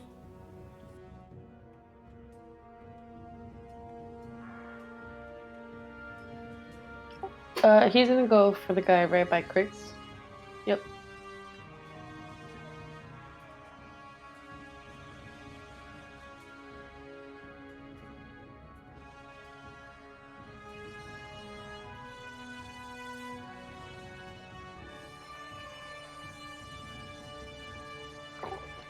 Do I need to roll something?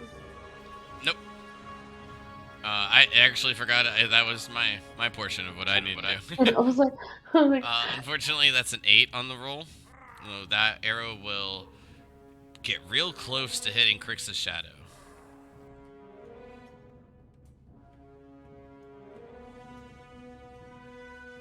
Any movement?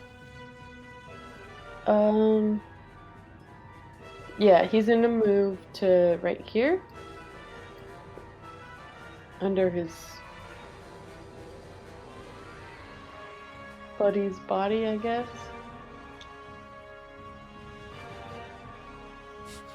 Got it. You can move him. Alright, will do. I'm pretty sure you should have control of it. Yeah. Yep. Dope. And is that it for the guard, Mayvara? That's it for the guard. Alright, the next guard up is the sword guard.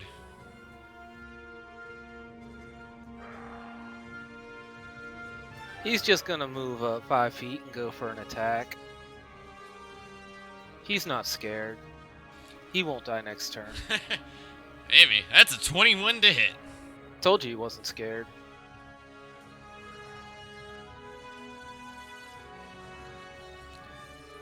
Damn. Rolling really, really good on the guard's damage.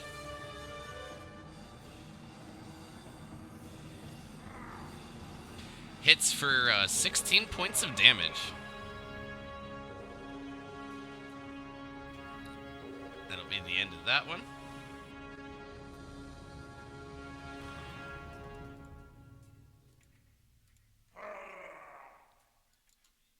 This one catches up towards you, just Stalin. It's just as fast as I am. It is with extra movement speed, yes. But it is now your turn.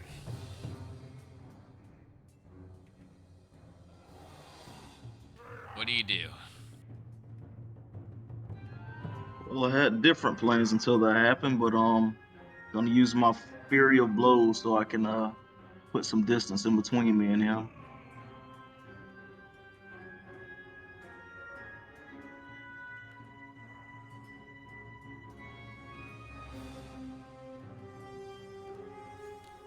Believe it or not, a 13's a hit.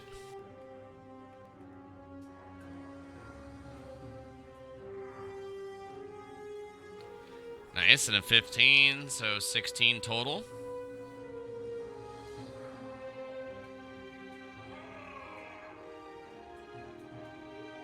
And then punch, punch. Perfect. 4 solid hits. Wow. 16 and 16, 32. Nice work, brother. And I'm getting the hell out of here. I wanted to do other things, but I hate being a coward. Just Stalin. I'm gonna go over here and try to create some distance. Shit, alright guys, I'm coming over here. Yeah, He can chase me all day. Fuck it. It's not cowardice, it's hit and run tactics. yeah, it's strategic. Yeah, I wanted to blind somebody and then do some other sticking and moving, but gotta react how I can. That's all I got. Conserving resources, fighting smart. Right. Alright, anything else, just Stalin? Well, actually, I have extra movement too from that. I can't remember. Well, that was only 35. I'm gonna put a little bit more distance if I know he can move 45. Shit. Boom, boom. Not much, but I'll take it. Got it. That's it. Cryptilli? I'm gonna try to hit Axe guy that's up there by Crix with the Sacred Flame.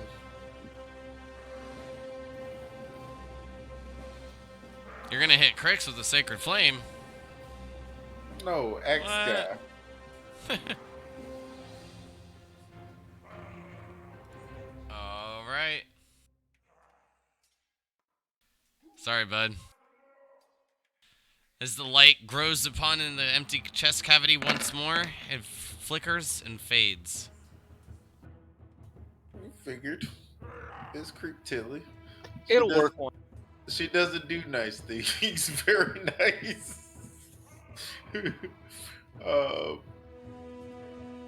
With that, the only other thing that I could do to be helpful is 1 second. Where's my bonus?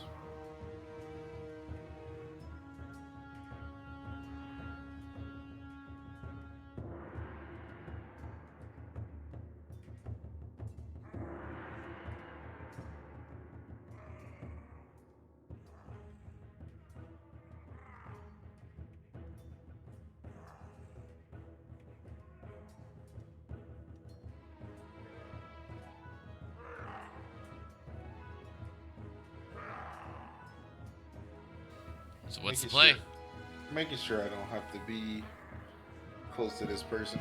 Oh, nope, I'm good. I'm gonna use Healing Word on Senior Guard to hopefully save his life. We'll see. The one that's taken to the back. Yeah, the one that's probably gonna get shot by his archer anyway. We'll give him 5 points of healing damage. You hear him pipe up after seeing like the skin become a tad bit looser. Should I come back? Grunting in pain. No, find cover and shoot what you can. Try to make it home to your family.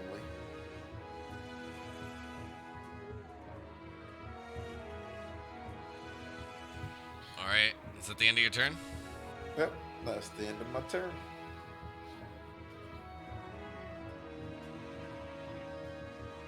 Nope, I lied. Sorry. I would like to move closer to May.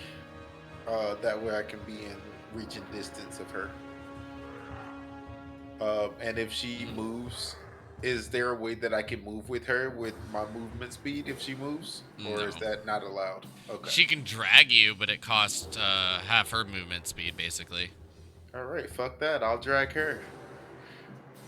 I got plenty of movement speed that's useless. Basically makes it difficult terrain to like force move. Yeah, that makes sense. Just move me or both of us 2 squares to the right. What? That's it. So as you, Mayvara, as you hear a couple of shouts, these magical words coming from Kreptili, you're looking around, seeing where one of the arrows came from on your left side, as you feel this grasp upon the collar, this scarf that's kind of like draped around your neck, and then you're just forcefully pulled a bit to the right. Yeah, you hear me muttering obscenities to this archer, and then I go, come here,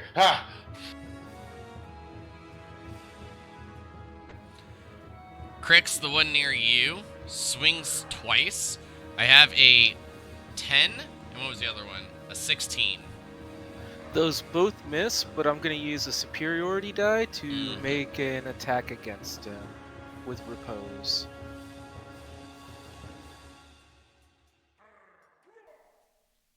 From Crix?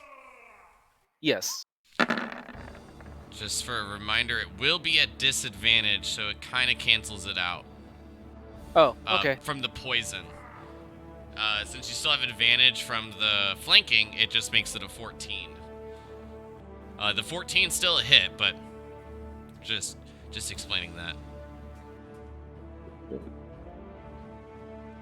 You can click the damage as you would normally, I just won't add the crit. Okay, but I also get to add a d6 because of the superiority die. Mm-hmm. Do I know my mantis poison or nah?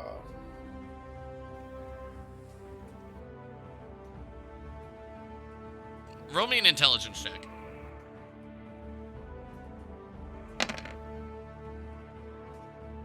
But I'm not intelligent.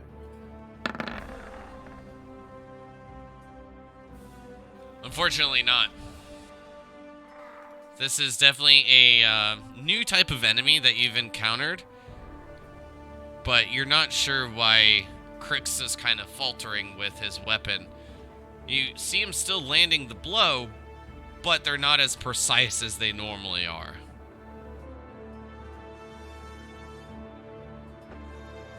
I think I ended up doing a total of 8 damage there. I had you at 11. The 7 from the hit plus the D4. Oh, okay, cool. Or yeah, not the that makes D4, the sense. D6 with the 4. Yeah, okay. 11 damage then to it. Got it. And that was a great turn from that one. Hit nobody, took damage. That's great. It's kind of my MO. Don't get hit, hit back. This one will close the gap to the guard.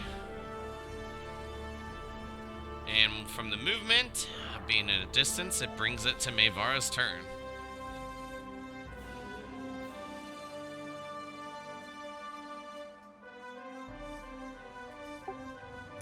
Okay, so May is going to step out from under her sister's shadow and recast, like, move Hunter's Mark to this one and shoot for that.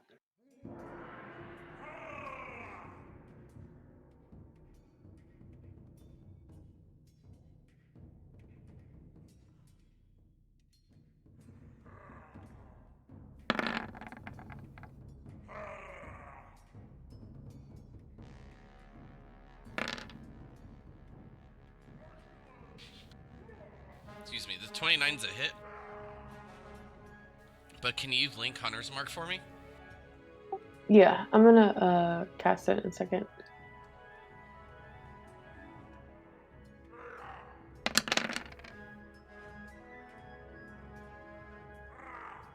And then the fire damage from Silver's bow.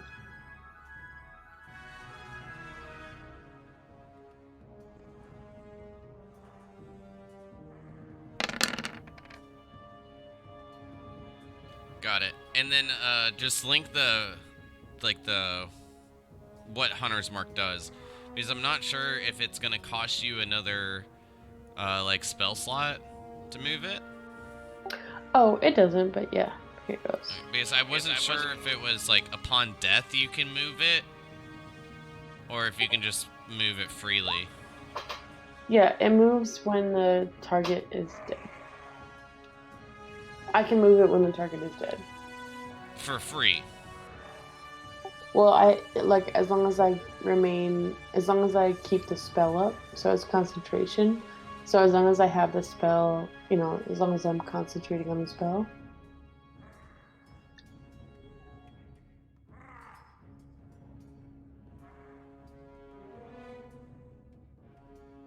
Yeah, I think you. So the end of it says if the target drops to 0 hit points before the spell ends, you can use a bonus action on your subsequent turn to move it.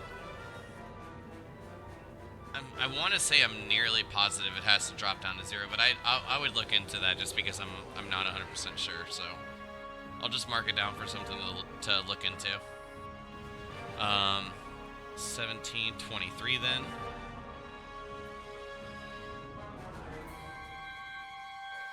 So for right now, like I'm gonna allow it, but I want to say something's like telling me that it has to drop to 0 before you can move it for free. Oh no, it does. It says it has to drop to 0. I thought the last person that I hit dropped to 0. No. So it was on the archer right here. But couldn't she still use just a bonus action? Yeah, but it would still take a slot. Oh, yeah, I forgot about spell slots. Yeah, I was thinking it was a cantrip. I was thinking that too. I was like, I don't think she noticed that this person didn't die. That's all. Yeah, which is the other reason why I'm saying that. But I'm still not even sure if it has to drop to 0, because it says like if, so it's like kind of giving you that option. You know what I mean? No, 100%. So I'm just gonna look into it. It'll be a good learning but experience for me. But in the meantime, I've used 3 out of 4 first level spell slots on it, so I need to. Yeah, I'm paying attention. But I also knew you were getting a little low on the spell slots, which is why I'd also brought it up. But nonetheless, still 23 damage to it. Give it a good chunk of health missing. Still looks pretty formidable, but you can see where the arrows have chipped away some of the bone.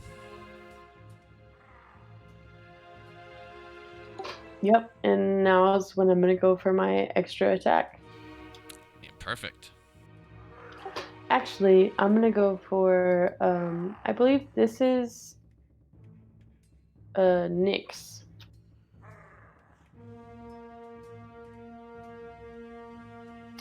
And she's going to go for her attack.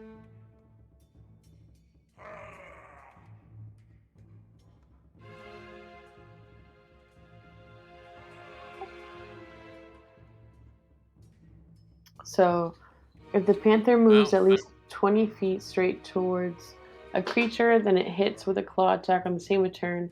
That target must succeed on a DC 12 strength saving throw or be knocked prone. If the target is prone, the panther can make one bite attack against it as a bonus action.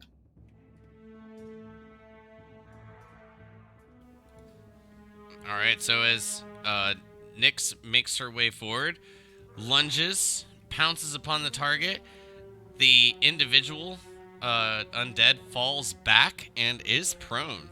Rolled a natural 1 on the strength save. Damn.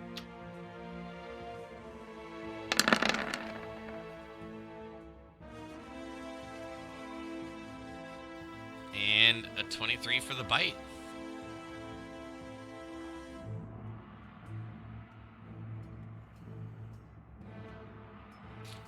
She rips in and actually pulls up and has a bone clutched within her jaws.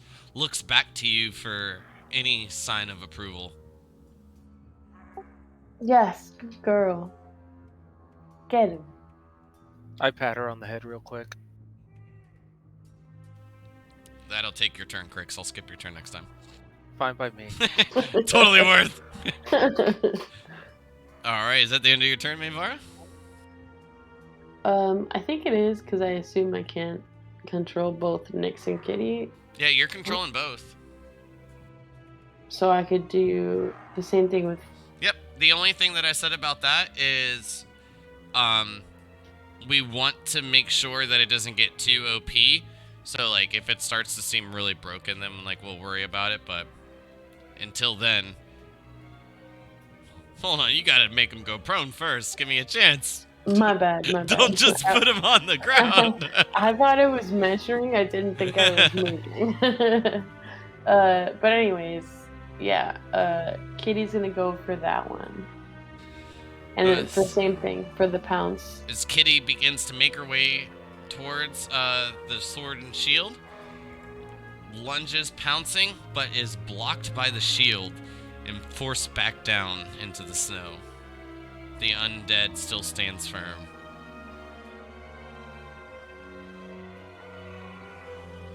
Okay, I would yell back, and hopefully Kitty retreats.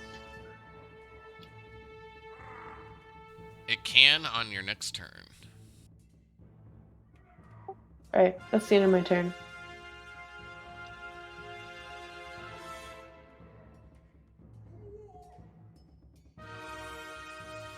This one's gonna step forward.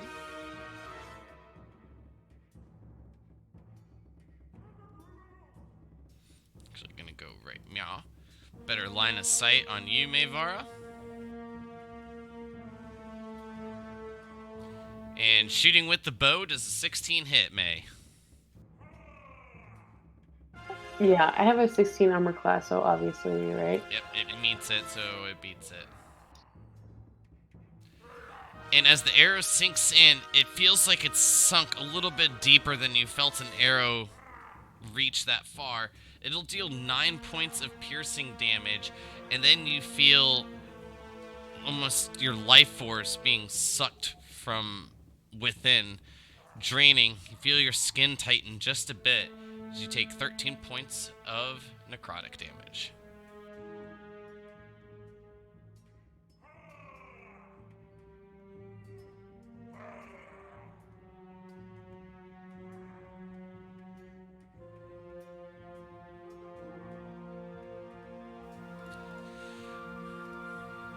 This other archer is going to go for your homeboy that was running. Unfortunately, it's a 25 to hit, and just the piercing damage alone will bring him down. We knew it. Damn it. He tried.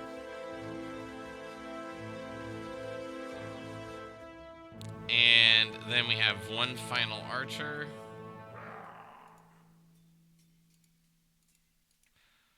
Move to here. And I'm sorry to say it, but it's going to take a shot at Kitty. You should be shot. Sorry. But also, I don't know how to keep track of two panthers HPs? They're both the same. So I think the average.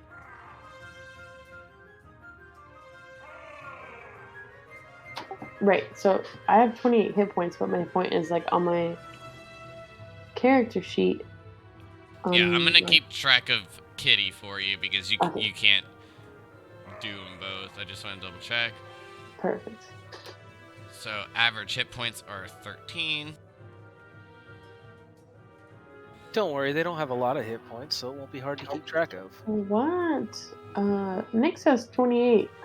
I'm saying that the average is, but I'm looking at the books to see where they're at. Okay.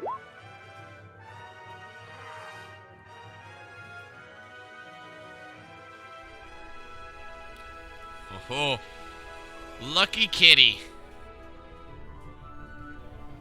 So Kitty will get struck with an arrow, and it'll deal a good amount of damage to her. But she's still alive. Barely. You see her And just to make limping sure- and bleeding quite profusely, but she's still alive. But this is Kitty, right? Yep. Nyx is this one. That's Kitty. Okay, cool. However, we're a little bit over. I know we got a little bit later of a start, but this is going to be running for a little while for the combat. And your guards are dropping like flies. Yeah. It's only got 8 lives now. It's already been downed at least once. Oh, shit.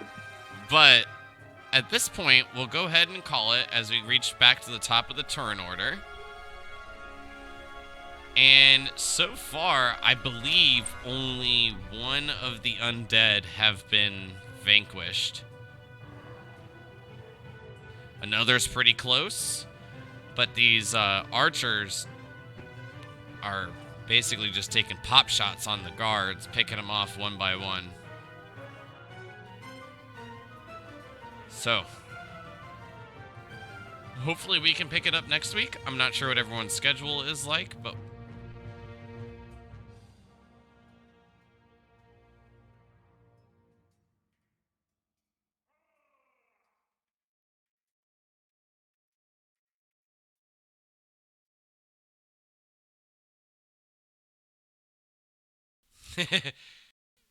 I think we're strategizing. So at the moment, Trevor came in and said, "I got you. I'll mentally control Kitty.